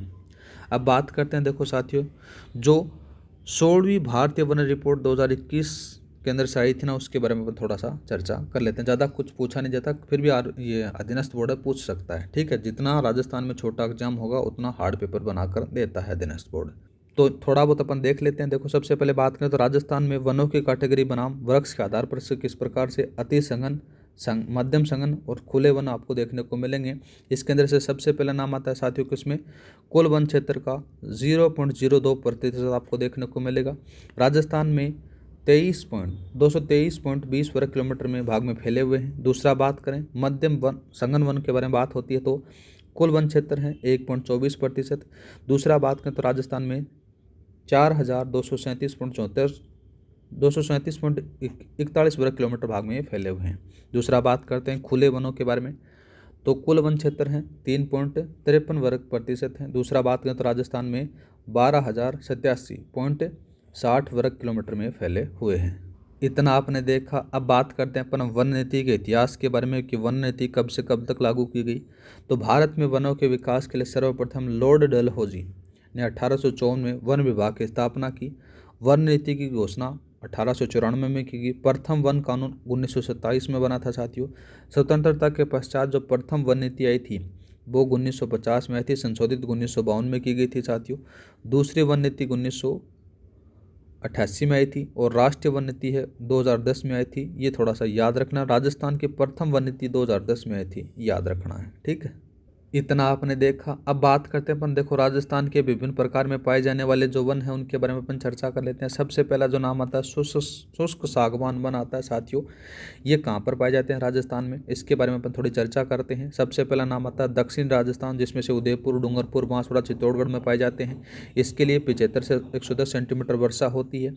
ये 50 से 100 मीटर ऊंचाई पाए जाते हैं साथियों। मुख्य रूप से सागवान, तेंदू, गोडल, सिरस, हल्दू, महुआ, खेर पाए जाते हैं। दूसरा बात करते हैं शुष्क पतझड़ वनों के बारे में अपन चर्चा होती है। देखो साथियों ये रहा शुष्क पतझड़ वन। यहाँ पर से देखो किस प्रकार से आएगा, उत्तर पूर्वी राजस्थान में अलवर, भरतपुर, धौलपुर, सवाई माधोपुर और साथ ही टोंक में फैला हुआ है। इसके लिए 50 से 70 सेंटीमीटर वर्षा की आवश्यकता होती है। मुख्य वृक्षों में बात करें तो धोकड़ा, खेर, बबूल, खेर, नीम ये सारे पाए जाते हैं, ठीक है। नेक्स्ट बात करते हैं मिश्रित पतझड़ वनों के बारे में बात होती है तो ये कहाँ पर पाए जाते हैं, अलवर, अजमेर, उदयपुर, पाली, राजसमंद, चित्तौड़गढ़, सिरोही, भीलवाड़ा, बूंदी, झालावाड़ में पाए जाते हैं। दूसरा बात करें तो 50 से 80 सेंटीमीटर वर्षा आपको देखने को मिलती है। मुख्य वृक्षों में बात करें तो सागवान, शीशम, महुआ, बांस, खेर और धोकड़ा आपको देखने को मिलते हैं। अब बात करते हैं उपोष्ण कटिबंधीय सदाबहार वनों के बारे में अपन चर्चा होती है तो सबसे पहले ये कहाँ पर पाए जाते हैं, आबू पर्वत और सिरोही में पाए जाते हैं। इसमें से 125 से 150 सेंटीमीटर वर्षा की आवश्यकता होती है। मुख्य वृक्षों में बात करें तो आम, बांस और जामुन पाए जाते हैं। नेक्स्ट बात करते हैं तो सबसे पहले नाम आता है कटीले और वन झाड़ियों के बारे में चर्चा होती है तो सबसे पहले नाम आता है देखो पश्चिमी राजस्थान में जैसलमेर, बाड़मेर, बीकानेर, जोधपुर में पाए जाते हैं। 25 सेंटीमीटर से कम वर्षा इस क्षेत्र में होती है। मुख्य वृक्ष बात करें तो बबूल, खेजड़ी, बेर, फोग, थोर, केर, कटलिया झाड़ियाँ आपको देखने को मिलती हैं। नेक्स्ट बात करते हैं मैदानी वन घास के मैदानों के बारे में बात करते हैं तो सबसे पहले बात करें उत्तरी पूर्वी राजस्थान में श्रीगंगानगर, हनुमानगढ़, चूरू में पाए जाते हैं। मुख्य घास हैं जो सेवण, धामन और अंजन पाई जाती हैं, ठीक है। नेक्स्ट बात करते हैं मेरे भाई वन उत्पादों के बारे में। वन उत्पादों को दो भागों में बांटा गया है, मुख्य वन उत्पाद और गौण वन उत्पाद। सबसे पहले बात करते हैं अपन मुख्य वन उत्पाद के बारे में। मुख्य वन उत्पाद में से कौन कौन सा, लकड़ी, ईंधन और इमरती पाई जाती है, साथ ही बांस पाया जाता है। दूसरा बात करते हैं गौण वन उत्पादों के बारे में बात होती है देखो कौन कौन सा है, गोंद, तेंदुपत्ता, महुआ, शहद और मोम, खस घास, छींक, लाख, चमड़ा, रंजक, पत्था, ये सारे के सारे गौण वन उत्पादों में शामिल होते हैं। नेक्स्ट बात करते हैं मेरे भाई नाम आता देखो अन्य महत्वपूर्ण तथ्यों के बारे में। सबसे पहले बात होती है तो खेजड़ी होता है। खेजड़ी को मरु स्थल का कल्प वृक्ष कहते हैं, याद रखना। अमृता देवी स्मृति के अंदर से पुरस्कार दिया जाता है जिसमें 1730 में खेजड़ी गांव ये पुरस्कार दिया जाता है। दूसरा बात करें तो वन्य जीव संरक्षण अधिनियम 1972 में दिया आया था। दूसरा बात करें राजस्थान में कुल वन क्षेत्र का 1.3 भाग पर आरक्षित वन आपको देखने को मिलेंगे। वन महोत्सव साथियों 12 दिसंबर को बनाया जाता है। नेक्स्ट बात करते हैं अपन राजस्थान के भूगोल के अंदर से वन्य जीव और जैव विविधता के बारे में अपन बात होती है। सबसे पहले बात कर लेते हैं वन्य जीव के बारे में। तो वन्य जीव के बारे में जब चर्चा होती है तो साथियों इसमें से वन्य जीव संरक्षण मिलेगा, राष्ट्रीय उद्यान मिलेंगे, वन्य जीव अभियान मिलेगा। साथ ही बात करें बाघ परियोजना, बाघ परियोजना के बाद में आखिर निष्क्रिय क्षेत्र हैं, ये देखने को मिल जाते हैं। वन्य जीव संरक्षण के बारे में जब चर्चा होती है तो साथियों सबसे पहले बात होती है वन्य जीव संरक्षण अधिनियम 1951 में आता है। जैव विविधता बोर्ड की स्थापना 2002 में की जाती है।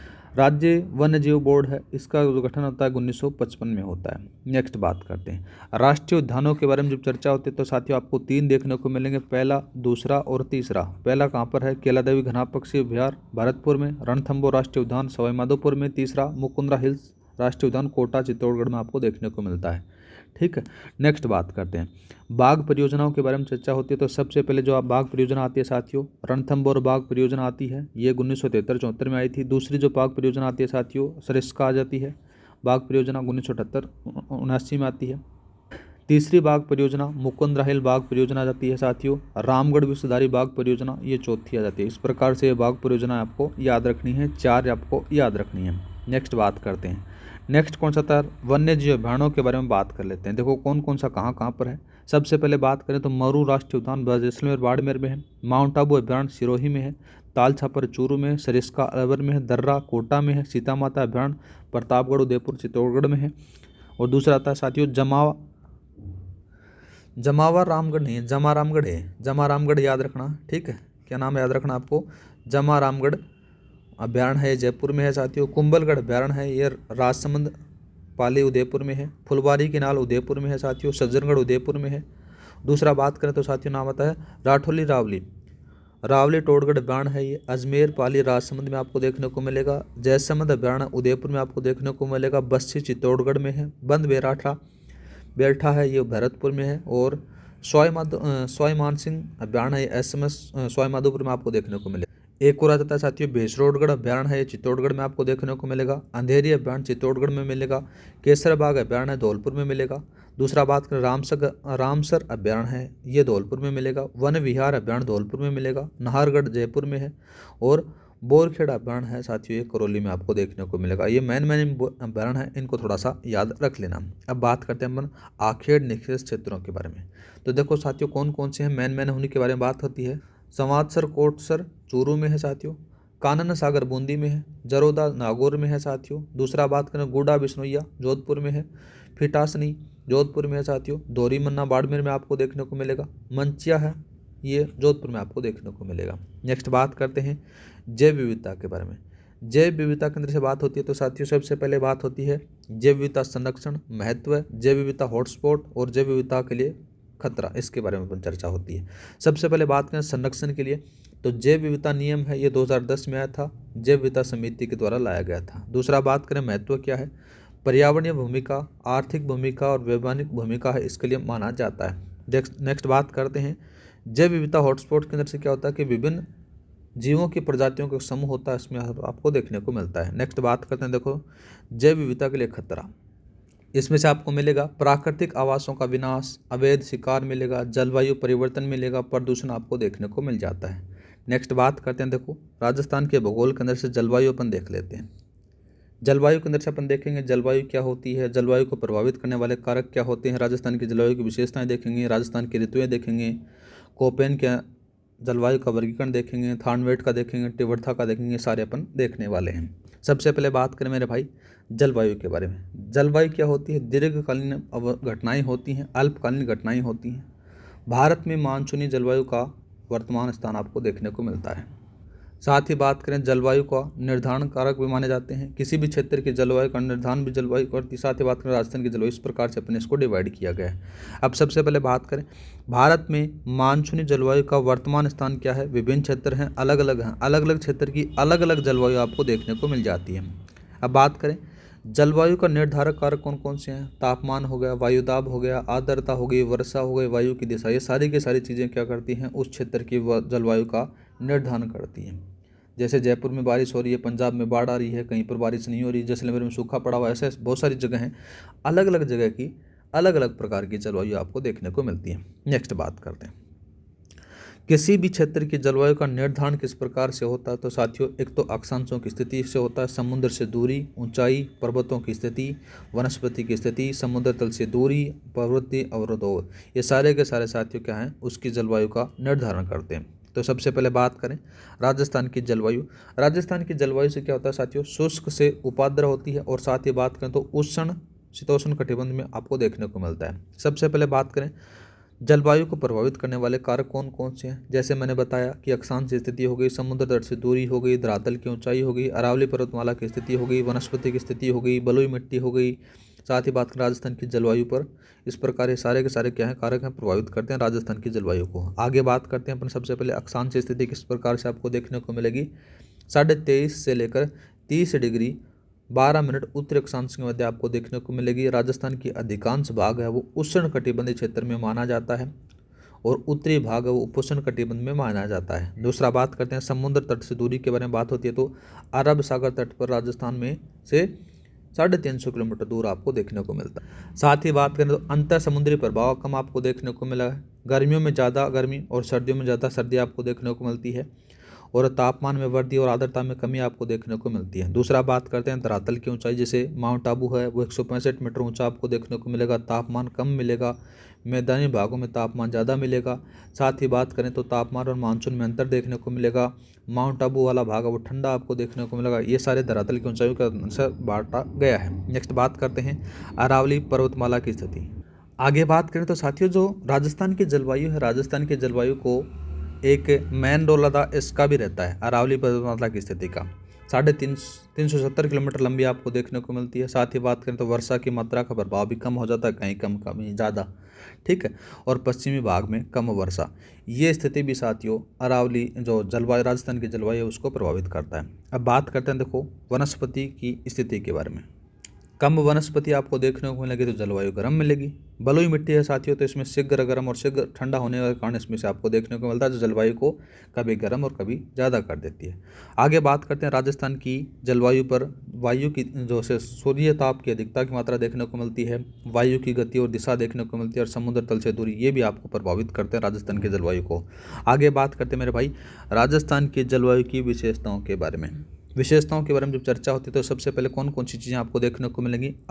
अधिक तापमान और वर्षा में कमी मिलेगी। दूसरा, विभिन्न भागों में तापमान और वर्षा में विभिन्नता देखने को मिलेगी। अधिकांश वर्षा है वो जुलाई सितंबर में हो जाती है। वर्षा की अनियमितता और अनिश्चितता आपको देखने को मिलती है। बाढ़ अकाल है वो भी आपको यहाँ पर से देखने को मिलता है। मानसूनी पवनों पर निर्भरण भी आपको देखने को मिलता है। ये सारे के सारे साथियों के हैं राजस्थान की जलवायु की विशेषताएं आपको देखने को मिलती है। नेक्स्ट बात करते हैं मेरे भाई राजस्थान की ऋतुओं के बारे में। तो राजस्थान की ऋतुएं मेरे भाई 3 प्रकार के आपको देखने को मिलेंगे। ग्रीष्म ऋतु जो मार्च से मध्य जून है, वर्षा ऋतु, शीत ऋतु आपको देखने को मिलेंगी। सबसे पहले बात करते हैं ग्रीष्म ऋतु के बारे में साथियों। तो ये मार्च से मध्य जून के अंदर से होती है। तापमान 40 से 45 सेंटीग्रेड तक पाया जाता है। यहाँ पर से लू चलती है, अंधड़ चलता है, तेज़ हवाएं चलती हैं साथियों। इसमें से आंधी है वो 130 किलोमीटर प्रति घंटा के रफ्तार से चलती है ग्रीष्म ऋतु के अंदर से। दूसरा बात करते हैं अपन वर्षा ऋतु, मध्य जून से सितंबर तक आपको देखने को मिलती है। अब राजस्थान में साथियों वर्षा है ना 2 प्रकार से होती है। एक तो होती है अरब सागरीय मानसून से वर्षा, और दूसरा होता है बंगाल की खाड़ी से वर्षा। अरब सागरीय मानसून से वर्षा के बारे में बात करें, दक्षिण पश्चिमी मानसून से होती है। 10% वर्षा इसमें से होती है। डूंगरपुर बांसवाड़ा में सर्वाधिक होती है। अरावली में पश्चिम भाग में कम होती है। दूसरा बात करें तो सर्वाधिक वर्षा होती है बंगाल की खाड़ी से होती है साथियों। पूर्वी राजस्थान में होती है, 90% वर्षा होती है, ठीक है, और साथ ही हाड़ौती क्षेत्र में होती है। अभी जो वर्तमान में हो रही है बंगाल की खाड़ी से हो रही है, ठीक है। दूसरा बात करें वर्षा के आगमन होता है वो मध्य जून से होता है। नेक्स्ट बात करते हैं देखो शीत ऋतु, अक्टूबर से फरवरी तक आपको देखने को मिलेगा। तापमान 12 से 18 डिग्री सेंटीग्रेड तक मिलेगा। पाला इसमें से जमता है शीत ऋतु के अंदर से साथियों। और उत्तरी पूर्वी हवाएं आपको देखने को मिल जाती हैं। एक होती है मावठ वर्षा जिसको शीतकालीन वर्षा होती है साथियों। यह पश्चिमी विक्षोभों से राजस्थान में अंतर से होती है, जो गेहूं जौ के लिए लाभदायक मानी जाती है। तापमान के बारे में बात करें तो साथियों यहाँ पर से माउंट आबू में 10 डिग्री सेंटीग्रेड दिसंबर से जनवरी में सर्वाधिक ठंडा क्षेत्र आपको देखने को मिल जाता है। अब बात करते हैं अपन किसके बारे में, कोपेन के जलवायु वर्गीकरण के आधार पर अपन बात करते हैं। कोपेन ने जलवायु को वर्गीकरण है उसको 4 भागों में बांटा। सबसे पहला AW के बारे में बात करें तो उष्ण कटिबंधीय आर्द्रता जलवायु प्रदेश। दूसरा BSHW आर्द्र अर्ध शुष्क जलवायु प्रदेश। दूसरा BWHW जिसको शुष्क जलवायु प्रदेश कहा जाता है। CWG उष्णार्द्र जलवायु प्रदेश आपको देखने को मिल जाता है। नेक्स्ट बात करते हैं मेरे भाई, सबसे पहले इसको थोड़ा डिटेल में पढ़ लेते हैं। AW उष्ण कटिबंधीय आर्द्र जलवायु प्रदेश, इसमें से देखो कौन से क्षेत्र में मिलेगा, दक्षिण पूर्वी भाग में आपको देखने को मिलेगा, जिसमें से डूंगरपुर, बांसवाड़ा, डूंगरपुर, बांसवाड़ा, झालावाड़ और चित्तौड़गढ़ शामिल हैं। ठीक है, और कुछ उदयपुर का विभाग आपको सम्मिलित देखने को मिलता है। इसके अंदर से टेम्परेचर के बारे में बात करें तो 25 से 30 सेंटीग्रेड तापमान रहता है साथियों गर्मियों में, और सर्दियों में रहता है 12 से 15 सेंटीग्रेड तापमान सर्दियों में। वर्षा रहती है साथियों 80 से 100 सेंटीमीटर। आगे बात करते हैं BSHW, थोड़ा सा दिख नहीं रहा, जूम कर देते हैं। BSHW है, इसको अर्ध शुष्क जलवायु प्रदेश होता है साथियों, अरावली के पश्चिमी भाग में पाया जाता है। इसका कौन कौन से क्षेत्र में पाया जाता है जलवायु, बाड़मेर, जोधपुर, पाली, जालोर, नागौर, चूरू, सीकर, साथ ही बात करें झुंझुनू में पाई जाती है। तापमान 32 से 35 डिग्री सेंटीग्रेड गर्मियों में और 15 से 20 सेंटीग्रेड तापमान सर्दियों में पाया जाता है। वर्षा है 20 से 40 सेंटीमीटर होती है। ठीक है, नेक्स्ट बात करते हैं। नेक्स्ट कौन सा आता है BWHW शुष्क जलवायु प्रदेश। शुष्क जलवायु प्रदेश के बारे में जब चर्चा होती है तो साथियों सबसे पहले पश्चिमी मरुस्थलीय भाग में होती है। जैसलमेर, बीकानेर, हनुमानगढ़, गंगानगर, चूरू का कुछ भाग है, इसमें पाई जाती है। तापमान के बारे में बात करें तो 35 डिग्री सेंटीग्रेड से 40 डिग्री सेंटीग्रेड गर्मियों में, 10 से 12 डिग्री सेंटीग्रेड सर्दियों में, और वर्षा है 10 से 20 सेंटीमीटर होती है। नेक्स्ट बात करते हैं मेरे भाई CWG के बारे में, उष्णार्द्र जलवायु प्रदेश के बारे में। उष्णार्द्र जलवायु प्रदेश के बारे में जब चर्चा होती है तो सबसे पहले नाम आता है पूर्वी राजस्थान में। पूर्वी राजस्थान में कौन कौन से जिले, भरतपुर, धौलपुर, सवाईमाधोपुर, जयपुर, दौसा, टोंक, अजमेर, भीलवाड़ा, ये शामिल हैं। साथ ही बात करें टेम्परेचर तो गर्मियों में 28 से 34 और सर्दियों में 12 से 18, वर्षा 50 से 80 सेंटीमीटर होती है। यह तो था ऊपर वाला कोपेन का। अब बात करते हैं थानवेट का जलवायु वर्गीकरण के आधारित बात करते हैं। तो कौन कौन से हैं, इनके द्वारा 4 भागों में बांटा गया, पहला, दूसरा, तीसरा और चौथा। सबसे पहले नाम आता है EAD जिसको बोला जाता है शुष्क कटिबंधीय जलवायु प्रदेश। दूसरा BDW अर्ध शुष्क निम्न वर्षा जलवायु प्रदेश। तीसरा DAW उष्णार्द्र जलवायु प्रदेश। तीसरा CAW उष्णार्द्र जलवायु प्रदेश। इस प्रकार से इसको बांटा गया है साथियों। सबसे पहला नाम आता है साथियों EAD। EAD के अंदर से क्या होता है, शुष्क कटिबंधीय जलवायु प्रदेश, जिसमें से पश्चिमी राजस्थान शामिल है।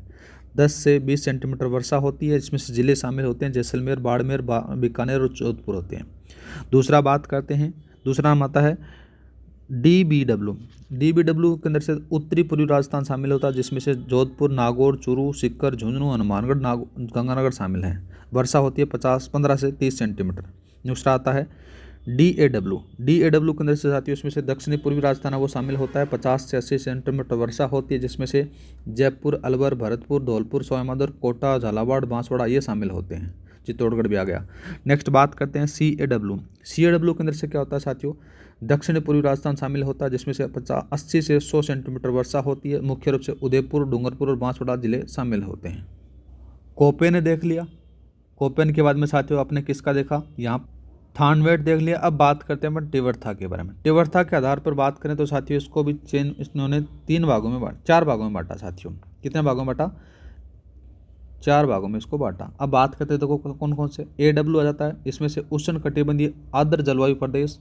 दूसरा BSHW अर्ध शुष्क जलवायु प्रदेश। दूसरा BW शुष्क कटिबंधीय जलवायु प्रदेश। और तीसरा आता है CAW जिसमें से उपोष्ण कटिबंधीय जलवायु प्रदेश इसमें शामिल हैं साथियों।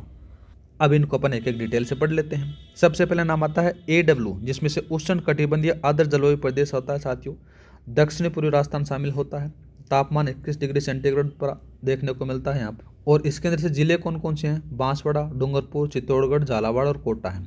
दूसरा बात करते हैं मेरे भाई BSHW जिसमें से पश्चिमी राजस्थान शामिल होता है, जिसमें से उदयपुर, बाड़मेर, जोधपुर, पाली, नागौर, चूरू, सीकर शामिल हैं। औसत वार्षिक वर्षा 40 से 60 सेंटीमीटर वर्षा है। दूसरा बात करते हैं BW जिसमें से पश्चिमी राजस्थान शामिल है साथियों, जिसमें से औसत वार्षिक वर्षा 10 से 20 सेंटीमीटर होती है। मुख्य रूप से 2 ही जिले आपको देखने को मिलेंगे, जैसलमेर और पश्चिमी बाड़मेर। नेक्स्ट बात करते हैं मेरे भाई CAW जिसमें से पूर्वी राजस्थान शामिल है। औसत वार्षिक वर्षा है 50 से 80 सेंटीमीटर वर्षा आपको देखने को मिलेगी। मुख्य रूप से जो जिले हैं भरतपुर, धौलपुर, सवाईमाधोपुर, जयपुर और कोटा शामिल है। अब बात करते हैं अपन किसके बारे में, आंतरिक राजस्थान के भूगोल केंद्र से जो अपवा तंत्र है ना उसके बारे में, अपवा तंत्र और झीलों के बारे में। अब इसको दो भागों में बांटा गया, अपवा तंत्र और राजस्थान की झीलें, इसको दो भागों में बांट दिया जाता है। अब किस प्रकार से क्या क्या है वो चीज़ें अपन देखने वाले हैं। सबसे पहले अपन बात कर लेते हैं अपवा तंत्र के बारे में। भाई अपवा तंत्र ये रहा। अपवा तंत्र देखो यहाँ पर से किस प्रकार से क्या क्या चीज़ें अपन पढ़ेंगे। राजस्थान की नदियों का सामान्यतः 3 भागों में बांटा गया है, वो कौन कौन से भाग हैं अपन देखेंगे। साथ ही बात करें तो राजस्थान में नदी बसिन क्षेत्र देखेंगे। राजस्थान में सर्वाधिक जो सतही जल वाली नदियां हैं उसमें से चंबल, बनास, माही, लूणी हैं, और सर्वाधिक भूमिगत जल वाली नदियां हैं चंबल, लूणी, बनास, माही हैं। सर्वाधिक जल प्रदूषण क्षेत्र वाली नदियां बनास, लूणी, चंबल नदी ये हैं। बंगाल की खाड़ी का अपवा तंत्र देखेंगे, चंबल नदी देखेंगे, बनास नदी देखेंगे, लूणी नदी देखेंगे, साथ ही जो माही नदी है वो देखेंगे, साबरमती नदी देखेंगे, और आंतरिक प्रवाह की नदियाँ अपन देखने वाले हैं। ये मैन से अपन अपवा तंत्र के अंदर से देखेंगे। पहले बात करते हैं अपन, देखो साथियों राजस्थान के जो नदियां हैं उनको सामान्यतः 3 भागों में बांटा गया है। बंगाल की खाड़ी है, बंगाल की खाड़ी में गिरने वाली जो नदियां हैं 23% है, अरब सागर में 17% है, आंतरिक प्रवाह की नदियां 60% आपको देखने को मिलती है। सबसे पहले बात करें राजस्थान में नदी बेसिन क्षेत्र में, नदी बेसिन क्षेत्र के अंदर से कितना होता है साथियों, देखो सबसे पहले जो कुल है वो कितना है। कुल के अंदर से बात करें तो 69,302 वर्ग किलोमीटर है 20%। दूसरा नदीगत है वो 47,000 वर्ग किलोमीटर 14%। सकल है वो 31,243 वर्ग किलोमीटर 9%। और माही है वो साथियों 16,611 वर्ग किलोमीटर आपको देखने को मिलेगा 5%। ठीक है, आगे बात करते हैं। ये आपको पता चल गया चीज़ आपने पढ़ ली कि राजस्थान में सर्वाधिक सतही जल वाली नदियाँ कौन सी हैं, भूमिगत वाली कौन सी हैं, जल प्रदूषण की नदियाँ कौन कौन सी हैं, सारी चीज़ें आपने देखी है। बंगाल खाड़ी अपवा तंत्र के अंदर से बात करें तो देखो साथियों चंबल, बनास, काली सिंध, पार्वती, बाणगंगा, गंभीरी, कोठारी और ब्राह्मणी ये नदियाँ आपको देखने को मिलती हैं। आगे बात करते हैं अपन, सबसे पहले बात करें चंबल नदी के बारे में। भाई चंबल नदी का जो उद्गम होता है जनापाव की पहाड़ियाँ मध्य प्रदेश से होता है। राज्य में प्रवेश कहाँ पर से होता है, भैंसरोडगढ़, चित्तौड़गढ़ से होता है। साथियों कुल लंबाई है 965 किलोमीटर है, या फिर 1051 किलोमीटर आपको देखने को मिलती है। राजस्थान में इसकी कुल लंबाई 135 किलोमीटर आपको देखने को मिलती है। इसकी जो सहायक नदियों में बात करें तो काली सिंध झालावाड़ में, पार्वती, बनास, मेज, कुराल, बाणगंगा और चाकण नदियाँ आपको देखने को मिलती है। दूसरा बात करते हैं इसकी विशेषताओं के अंदर से, एकमात्र ऐसी नदी है जो 12मासी नदी बहती है, सर्वाधिक सतही जल वाली नदी भी मानी जाती है। राजस्थान और मध्य प्रदेश की सीमा पर यह बहती है। गांधी सागर, राणा प्रताप सागर, जवाहर सागर ये सारे के सारे बांध इस पर बने हुए हैं साथियों। और घड़ियालों की प्राकृतिक प्रजनन स्त्री भी मानी जाती है।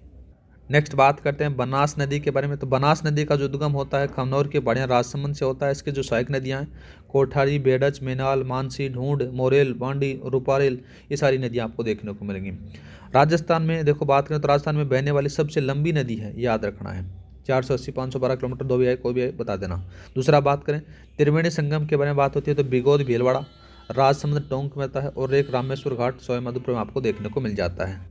नेक्स्ट बात करते हैं मेरे भाई किसके बारे में, लूणी नदी के बारे में। इंपॉर्टेंट है, याद रखना है। लूणी नदी का उद्गम कहाँ से होता है, नागपाड़, अजमेर से होता है। कुल लंबाई है 495 511 किलोमीटर, जो भी हो पहले बता देना। राजस्थान की जो लंबाई होती है, राजस्थान में जो लंबाई है इसकी 330 किलोमीटर आपको देखने को मिलेगी। यह नदी अजमेर से बालोतरा, बाड़मेर तक तो क्या है साथियों मीठी और उसके बाद में खारी है, इसलिए इसका नाम आदि मीठी आदि खारी कहा जाता है। इसकी सहायक नदियों में बात करें तो लेलड़ी, सूकड़ी, बांडी, जोजड़ी, गुहिया, सागी, मिठड़ी ये नदियाँ हैं। बांडी नदी के किनारे साथियों स्थित जो प्राचीन सभ्यता स्थल है तिलवाड़ा, बाड़मेर, वो भी आपको देखने को मिलता है। बालोतरा में बाढ़ आने पर इस नदी में क्या होता है साथियों, बालोतरा में बाढ़ आने पर इस नदी में बाढ़ आ जाती है, ये याद रखना है। ठीक है, नेक्स्ट बात करते हैं अपन किसके बारे में, वागड़ की गंगा, माही नदी के बारे में। बात की जाए सबसे पहले इसका उद्गम कहाँ से होता है साथियों, मेहंद झील मध्य प्रदेश से होता है। राजस्थान में प्रदेश बांसवाड़ा, खांडू से इसका प्रवेश होता है। कुल लंबाई 576 किलोमीटर है। राजस्थान में लंबाई 171 किलोमीटर है। उल्टे यू आकार का निर्माण करती है और कर्क रेखा को 2 बार काटती है, ये भी याद रखना है। ठीक है, और साथ ही बात करें तो सहायक नदियाँ सोम, जाखम, अनास, हरण, मोरिन है। ठीक है, त्रिवेणी संगम में साथियों बेनेश्वर धाम डूंगरपुर में इसके द्वारा होता है। इस पर साथियों माही, बजाज सागर और कागदी पिकअप बांध बने हुए हैं। नेक्स्ट बात करते हैं किसके बारे में, साबरमती नदी के बारे में। साबरमती का नदी का जो उद्गम होता है साथियों कहाँ से होता है, पदराना की पहाड़ियाँ, उदयपुर से होता है। कुल लंबाई 416 किलोमीटर है। राजस्थान में लंबाई 27 किलोमीटर है। इसकी सहायक नदियाँ कौन कौन सी हैं, हथमती, मेवा, मानवी, वाकल, सही आ जाती हैं। दूसरा बात करते हैं आंतरिक प्रवाह की नदियाँ। आंतरिक प्रवाह की नदियों के अंदर से कौन कौन सी नदियाँ आपको देखने को मिलेंगी?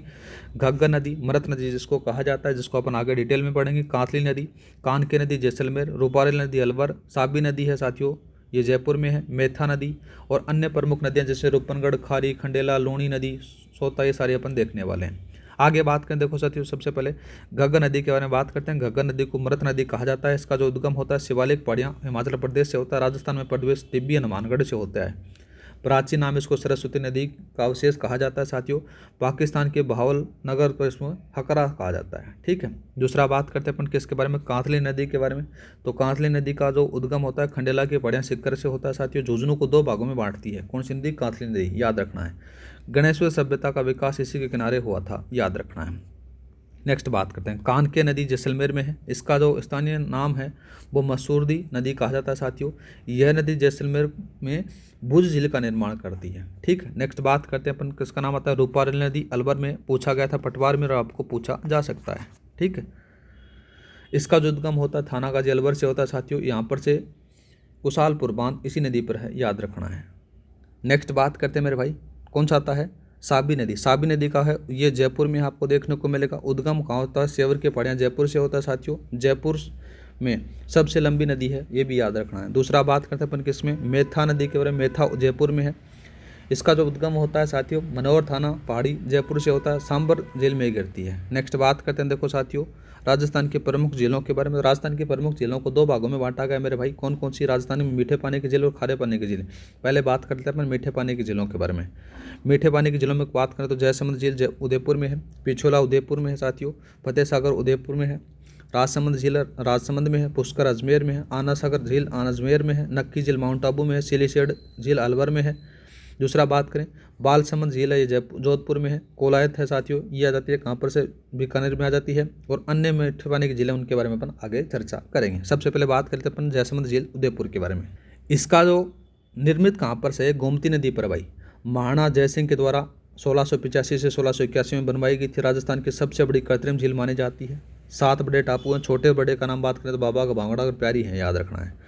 पिछोला झील उदयपुर के बारे में बात करें तो पिछू नामक बंजारे द्वारा बनाई गई थी। महाराणा लाखा के समय इसका निर्माण होता। नटने का चबूतरा, जग मंदिर, जग निवास इसके अंदर से आपको देखने को मिलते हैं।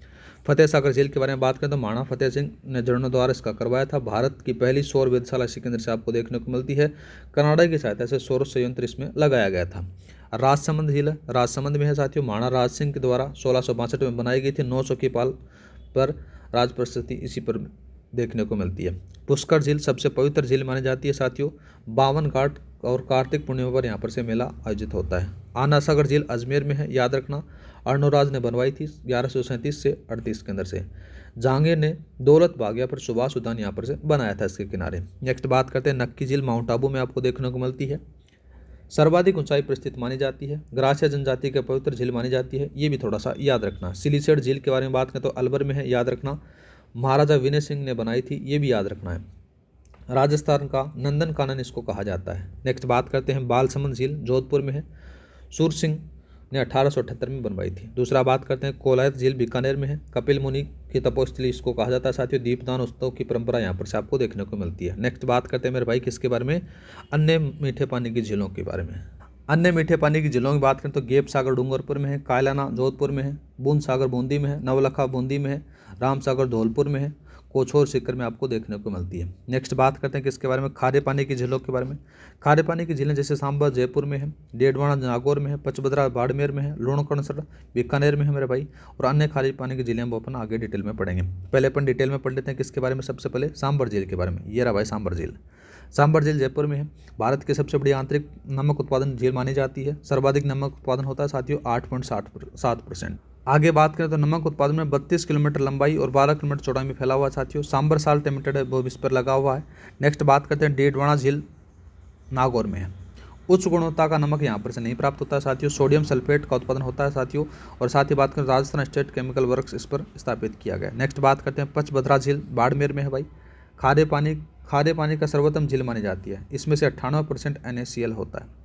नेक्स्ट बात करते हैं लूणकरणसर झील बीकानेर में है। उत्तरी राजस्थान की एकमात्र खारे पानी की झील है, ये भी याद रखना है। नेक्स्ट बात करते हैं अपन किसके बारे में? अन्य खारे पानी की झीलों में जैसे फलोदी जोधपुर में है, कावोद जैसलमेर में है, रेवासा सीकर में है, डेकाना नागौर में है, कुचामन नागौर में है, तालछा परचूर में है, डेढ़वाड़ा नागौर में है। सारे के सारे अन्य खारे पानी के जिले हैं। अब बात करते हैं अपन जल संसाधन के बारे में। जल संसाधन के अंदर से बात करें तो जल की उपलब्धता, राजस्थान में भूमिगत जल के स्रोत कौन कौन से हैं, जल संरक्षण किस प्रकार से, जल के प्रकार कौन कौन से होते हैं साथियों, जल का उपयोग किस प्रकार से किया जाता है, उनके बारे में बात करते हैं। सबसे पहले बात करें जल की उपलब्धता। सतही जल होता है, भूजल होता है, खारा जल होता है साथियों, वर्षा जल होता है और भूस्तरीय में कमी आपको देखने को मिलती है। नेक्स्ट बात करते हैं मेरे भाई किसके बारे में, राजस्थान के में भूमिगत जल स्रोतों के बारे में बात करते हैं। जल और नलकूप हो गए, तालाब हो गए, बावड़िया हो गई, जोहड़ हो गई, नदी हो गई, नेहड़ा हो गई, बीड़ी हो गई, कुंडी हो गई, तोबा हो गई, टांका हो गई, नाड़ी हो गई, ये सारे के सारे साथी क्या हैं, राजस्थान के भूमिगत जल के स्रोत आपको देखने को मिलते हैं। अब सबसे पहले बात करें जल संरक्षण के बारे में। जल संरक्षण के उपाय, जल संरक्षण की विधियाँ, सरकारी योजनाओं के बारे में बात करते हैं। सबसे पहले बात करते हैं जल संरक्षण के उपायों के बारे में। जल संरक्षण के उपायों में बात होती है तो छोटे तालाब, नाड़ी, कुएं, खड़ीन, टांका, बावड़ी बनाना, वर्षा का जल का संचयन करना और जल पुनर्भरण करना, कुएं बावड़ी का निर्माण करना, ये सारे के सारे क्या है साथियों, जल संरक्षण के उपाय आपको देखने को मिलते हैं। अब बात करते हैं अपन आगे, जिसमें से जल संरक्षण की विधियां बताई रखी हैं, जिसमें से परंपरागत, आगे परंपरागतों के बारे में बात करते हैं, जैसे बावड़ी, खड़ीन, जोहड़, टांका, बेरी, टोबा, तालाब, नाड़ी आ जाते हैं। अब बात करते हैं अपन आधुनिक के बारे में, जल संरक्षण की जो आधुनिक विधियां हैं उसके बारे में, जिसमें से चेक डैम आ गया, एनीकट आ गया, जलामग्न विकास जगह जल प्रबंधन योजना, सारे के सारे साथियों क्या हैं, आधुनिक आ जाती हैं। नेक्स्ट बात करते हैं जल के प्रकारों के बारे में। एक तो आता है साथियों महासागरीय जल है, वो 97.39% आपको देखने को मिलेगा। ताज़ा जल है वो 2.61% आपको देखने को मिलेगा। लवणीय जल मिलेगा, अलवणीय जल मिलेगा, इस प्रकार से। अब जल का उपयोग अपन किस प्रकार से कर सकते हैं, जैसे सिंचाई के रूप में कर सकते हैं, घरेलू कार्य में कर सकते हैं, औद्योगिक उपयोग में कर सकते हैं, पेयजल में कर सकते हैं। ठीक है, नेक्स्ट बात करते हैं अपन किसके बारे में, राजस्थान के प्रमुख सिंचाई परियोजनाओं के बारे में। राजस्थान के अंदर से जो प्रमुख सिंचाई परियोजना है उसमें से कौन कौन सी, भांगड़ा नागल परियोजना, गंग नहर परियोजना, इंदिरा गांधी नहर परियोजना, चंबल बहुउद्देश्य परियोजना, माही बजाज सागर परियोजना, व्यास परियोजना, नर्मदा नहर परियोजना, अन्य प्रमुख सिंचाई परियोजना। राजस्थान में सिंचाई के मुख्य साधन कौन कौन से हैं उसके बारे में अपन चर्चा करेंगे। नेक्स्ट बात करें भांगड़ा नागल परियोजना के बारे में बात करते हैं। कहाँ पर है, सतलज नदी पर स्थित है। राजस्थान, पंजाब और हरियाणा की संयुक्त परियोजना है, ये याद रखना। राजस्थान का हिस्सा है 15.2%। भांगड़ा नागल बांध पर बात करें, देखो 1948 में शुरू होता है, 1955 में पूर्ण होता है। गोविंद सागर जलाशय आपको देखने को मिलता है। नांगल बांध 1952 में शुरू हुआ था। भांगड़ा अलग है, नांगल अलग है। ठीक है, नांगल से नहरें निकलती हैं, याद रखना। विद्युत उत्पादन है वो 1516 मेगावाट उत्पादन होता है। सिंचित क्षेत्र वो 13 लाख हेक्टेयर आपको देखने को मिलता है। दूसरा बात करते हैं गंग नहर परियोजना। गंग नहर परियोजना है साथियों बीकानेर की जीवन रेखा आपको देखने को मिलेगी। हुसैनी वाला हैंड पंजाब से निकलती है। बीकानेर में प्रवेश कहाँ पर से होते हैं साथियों, खाका गांव से होती है। लंबाई कितनी, 137 किलोमीटर आपको देखने को मिलेगी। इसकी जो प्रमुख शाखाएं हैं करणी, लक्ष्मी, राम, सामजा और सरदुल हैं। दूसरा बात करते हैं साथियों नाम आता, जवाहरलाल नेहरू के द्वारा इसका उद्घाटन किया गया था। नेक्स्ट बात करते हैं इंदिरा गांधी नहर परियोजना IGNP के बारे में बात करते हैं। पूर्ण नाम है साथियों उसको राजस्थान नहर कहा जाता है। सतलज और व्यास नदियों के संगम पर बनी हुई है साथियों। हरिके बैराज से निकलती है। राजस्थान में प्रवेश हनुमानगढ़ में करती है। मुख्य नहर है साथियों 649 किलोमीटर तक आपको देखने को मिलती हैं। इसकी जो शाखाएं हैं 7 तो लिफ्ट नहरें हैं और 9 शाखाएं आपको देखने को मिलेंगे। लाभार्थी जिले हैं बीकानेर, हनुमानगढ़, बीकानेर, जैसलमेर, जोधपुर हैं। लिफ्ट नहरों के बारे में देखेंगे, लाभ के बारे में अपन चर्चा करेंगे आगे। सबसे पहले बात करते हैं लिफ्ट नहरों के बारे में। प्रमुख लिफ्ट नहरों के बारे में बात करें तो चौधरी कुंभाराम लिफ्ट नहर है। दूसरा कंवरसन लिफ्ट नहर है। पन्नालाल बारूपाल लिफ्ट नहर है। वीर तेजाजी लिफ्ट नहर है। डॉक्टर करणी सिंह लिफ्ट नहर है। गुरु जम्बेश्वर लिफ्ट नहर है और जयनारायण व्यास लिफ्ट नहर है। ये सारे के सारे साथियों प्रमुख लिफ्ट नहर आपको देखने को मिलती हैं। नेक्स्ट बात करते हैं इसका लाभ है, सिंचाई विस्तार होगा, कृषि में उत्पादन में वृद्धि होगी, पेयजल और पशुधन हेतु जल की समृद्धता होगी। साथ ही बात करें पर्यावरण सुधार होगा, मरुस्थलीकरण द्वारा हरित पट्टिका का विकास किया जाएगा। नेक्स्ट बात करते हैं चंबल बहुउद्देश्य परियोजनाओं के बारे में बात करते हैं। राजस्थान और मध्य प्रदेश के संयुक्त परियोजना है। राजस्थान और मध्य प्रदेश का दोनों का जो हिस्सा है साथियों 50-50% है। 4 प्रमुख बांध आपको देखने को मिलते हैं। बांधों के नामों के बारे में बात करें तो गांधी सागर बांध है मध्य प्रदेश में, राणा प्रताप सागर राजस्थान में, जवाहर सागर बांध राजस्थान में, कोटा बैराज है साथियों ये राजस्थान में आपको देखने को मिलेगा। विद्युत उत्पादन क्षमता 386 मेगावाट आपको देखने को मिलती है। दूसरा बात करते हैं अपन माही बजाज सागर परियोजना। माही बजाज सागर परियोजना की बात करें तो माही नदी पर स्थित है। राजस्थान और गुजरात की संयुक्त परियोजना है, बांसवाड़ा में स्थित है। विद्युत उत्पादन क्षमता है साथियों 140 मेगावाट। नेक्स्ट बात करते हैं व्यास परियोजना। राजस्थान, पंजाब और हरियाणा की संयुक्त परियोजना है। 2 बांध बने हुए इसमें, पोगा बांध और हरिके बैराज बांध बने हुए हैं। नर्मदा नहर परियोजना की बात करें तो नर्मदा नदी पर स्थित है। राजस्थान, गुजरात, मध्य प्रदेश और महाराष्ट्र की संयुक्त परियोजना है। याद रखना, राजस्थान में प्रवेश जालौर में होता है। लाभार्थी जिले जालौर और बाड़मेर ही हैं। दूसरा बात करते हैं मेरे भाई अन्य प्रमुख सिंचाई परियोजना में बात करते तो सबसे पहले नाम आता है पांचना बांध परियोजना। करौली में है, मिट्टी से बना हुआ सबसे बड़ा बांध है, याद रखना। बिसलपुर बांध परियोजना टोंक में है। जाखम बांध परियोजना प्रतापगढ़ में है। गुड़गांव नहर परियोजना भरतपुर में है। दूसरा ओराई परियोजना एक मेजा बांध परियोजना। दूसरा जाता है सिंधमुख नहर परियोजना। पवन व्रत योजना जाती है साथियों। दूसरा जाता है धौलपुर लिफ्ट परियोजना। ये सारी की सारी अन्य प्रमुख परियोजनाएं हैं, उनके बारे में थोड़ा सा याद रख लेना।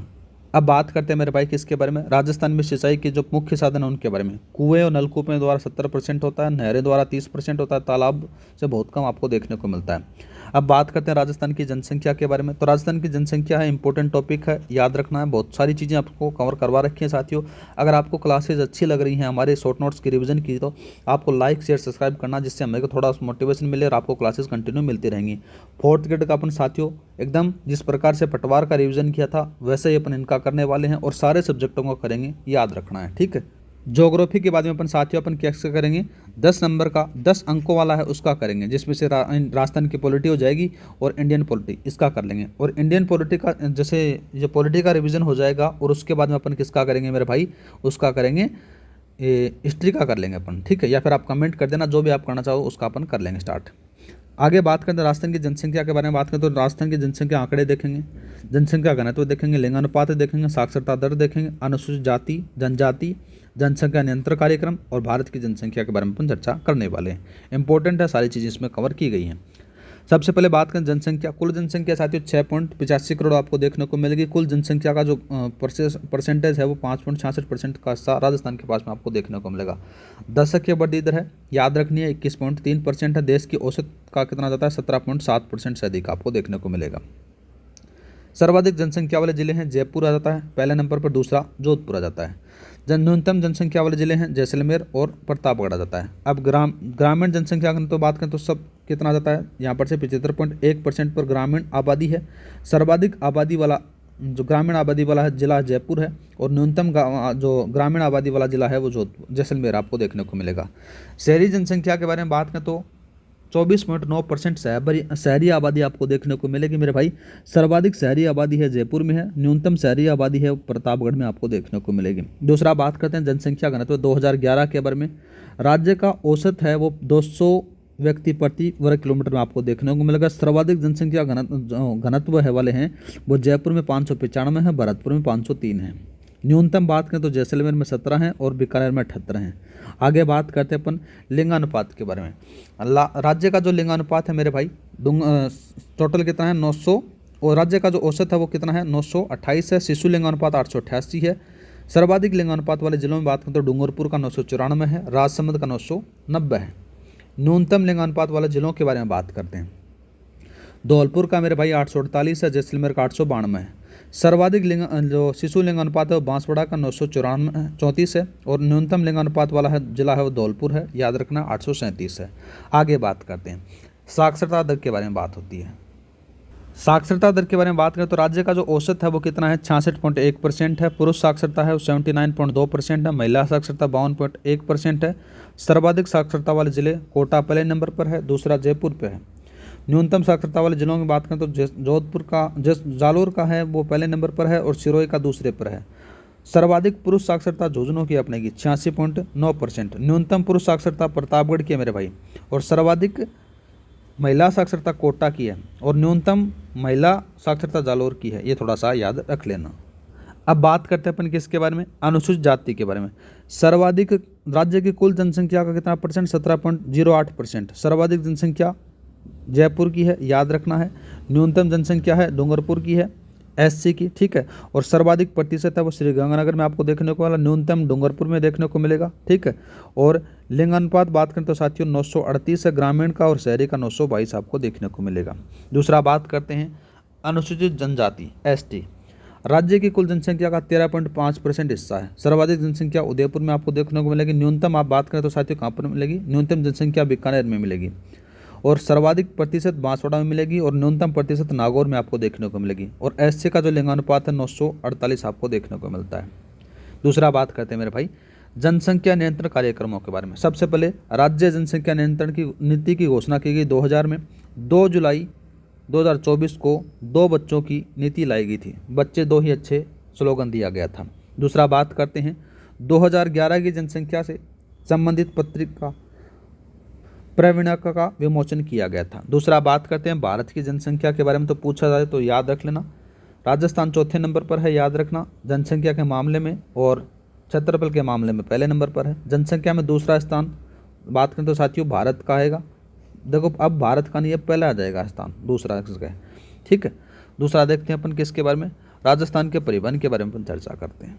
परिवहन की जब चर्चा होती है तो परिवहन के प्रकार देखेंगे, सड़कों का वर्गीकरण, सड़कों का परिवहन देखेंगे, रेल परिवहन देखेंगे, वायु परिवहन और पाइपलाइन परिवहन देखने वाले हैं। सबसे पहले बात करते हैं, देखो राजस्थान के परिवहन में परिवहन के प्रकार अपन देखेंगे। परिवहन के प्रकार आपको 3 प्रकार के देख लेंगे, स्थल परिवहन, जल परिवहन, वायु परिवहन आपको देखने को मिलेंगे। राजस्थान में एक तो ये है और एक ये है, 2 ही है, तीसरे वाला नहीं है मेरे भाई, ठीक है। कहाँ पर गया, ये रहा। दूसरा बात करते हैं सड़कों का वर्गीकरण, एक्सप्रेस वे, राष्ट्रीय राजमार्ग, राज्य राजमार्ग और मुख्य जिला सड़कें, अन्य जिला सड़कें, ग्रामीण सड़कें, इस प्रकार से उसका सड़कों का वर्गीकरण किया गया है। सड़क परिवहन के बारे में बात करते हैं। सड़क परिवहन के बारे में बात करें तो सबसे पहले सड़क, भारत में सड़क विकास है कहाँ से कहाँ तक होता है, तो सबसे पहले नाम आता है शेरशाह सूरी मार्ग, ग्रांड ट्रंक रोड आता है। विश्व में सड़क का जनक कौन माना जाता है साथियों, तो याद रखना जॉन लाउडन मैकाडम माना जाता है। और भारत में जो सड़क घनत्व है बात करें तो कितना जाता है साथियों, 165.23 किलोमीटर वर्ग माना जाता है। या फिर बोल सकते हैं देखो राज्य में सड़क घनत्व कितना है, 88.18 वर्ग किलोमीटर माना जाता है। केंद्रीय राज्य राजमार्ग सड़क पर घनत्व है वो कितना है, 165.23 वर्ग किलोमीटर। दूसरा बात करते हैं तो PMGSY योजना है 2000 में स्टार्ट की जाती है। दूसरा बात करते हैं राष्ट्रीय राजमार्ग कार्यक्रम, ये NHI द्वारा चलाया गया है। दूसरा आ जाता है राज्य सरकार, राजस्थान में राज्य मार्ग द्वारा चलाया जाता है। आगे देखेंगे इन दोनों के बारे में डिटेल में। आगे बात करते हैं राज्य सड़क विकास नीति है 2013 में आती है साथियों, जिसमें से 2 मॉडल काम होते हैं। देखो BOT PP मॉडल होता है, दूसरा आता है सड़क सुरक्षा नीति 2017 में आती है। दूसरा बात करते हैं देखो साथियों राजस्थान में सड़क लंबाइयों के बारे में बात होती है तो कितनी आती है, राष्ट्रीय राजमार्गों की लंबाई है वो कितनी है, 10,789.072 वर्ग किलोमीटर आपको देखने को मिलेगी किलोमीटर के अंदर से। दूसरा बात करें राज्य में कितना है, 17,237.95 किलोमीटर, ठीक है। दूसरा बात करते हैं राजस्थान राज्य सड़क विकास निगम के बारे में बात करते हैं। इसकी जो स्थापना होती है 1779 में होती है साथियों। इसका जो कार्य क्या होता है, सड़क निर्माण और रखरखाव का होता है। नेक्स्ट बात करते हैं देखो दूसरा बात करते हैं किसके बारे में, रेल परिवहन के बारे में बात करते हैं। सबसे पहले बात करते हैं भारत के बारे में, तो पहली रेल है वो 1853 में चली थी, मुंबई तो ठाणे चली थी। वर्तमान में 18 जोन आपको देखने को मिलेंगे साथियों। उत्तर पश्चिम रेलवे का जो मुख्यालय वो जयपुर में आपको देखने को मिलता है। राजस्थान के बारे में बात करते हैं, पहली जो रेल है वो 1874 में चली थी, बांदीकुई टू आगरा फोर्ट चली थी। कुल लंबाई है 6046 किलोमीटर है, याद रखना 2022 तक का डाटा है।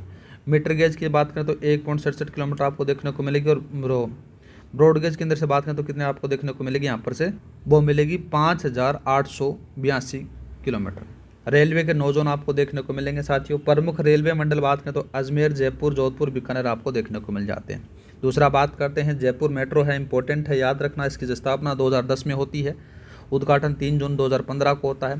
पहला फेज होता है 1A मानसरोवर से चांदपुल तक होता है साथियों। 1B फेज है वो चांदपुल से बड़ी चौपड़ तक होता है। तीसरा जो फेज है साथियों बड़ी चौपड़ से ट्रांसपोर्ट नगर तक जोड़ने के स्टार्ट हो चुका है। और चौथा जो फेज है साथियों 1D है वो मानसरोवर से अजमेर रोड को जोड़ा जाएगा। ये थोड़ा सा याद रख लेना मेरे भाई। अभी हाल में 1A और 1B ही चल रहे हैं। दूसरा बात करते हैं देखो साथियों वायु परिवहन के बारे में। वायु परिवहन के बारे में जब चर्चा होती है तो सबसे पहले बात करते हैं भारत के बारे में, तो नागरिक उड्डयन निर्देशालय की स्थापना होती है। दूसरा एयरपोर्ट अथॉरिटी ऑफ इंडिया आती है। पहली वायुसेना है 1953 में होती है स्टार्ट। अब बात करते हैं राजस्थान में। राजस्थान में 2 प्रकार के हैं देखो, नागरिक हवाई अड्डे हैं और एक सैन्य हवाई अड्डे हैं।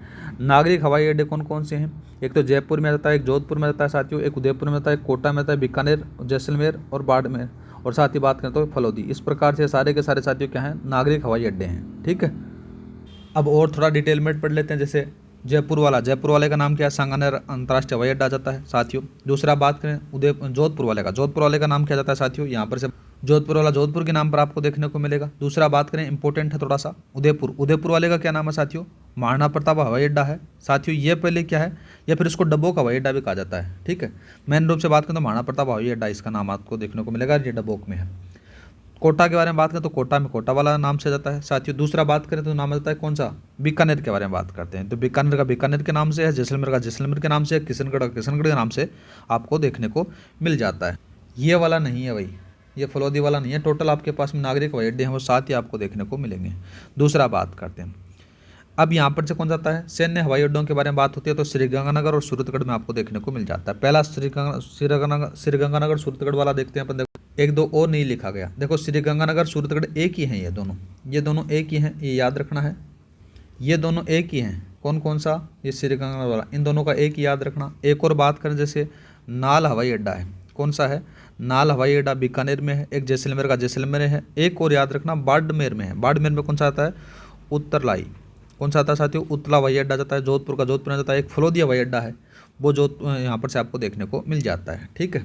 अब बात करते हैं अपन पाइपलाइन परिवहन के बारे में, या फिर बोल सकते हो कि ग्रीन जो फील्ड हवाई अड्डा उनके बारे में बात करते हैं। देखो इसके अंदर से देखो साथियों, आपको गैस के बारे में बात करें तो सबसे पहले आता है गेल का, Gas Authority of India Limited आ जाता है। दूसरा बात करें तो देखो साथियों, इसके बारे में बात होती है। इसके द्वारा होता क्या साथियों, इसके द्वारा क्या होता है कि यह एक पाइपलाइन के द्वारा रसोई गैस का जो परिवहन किया जाता है।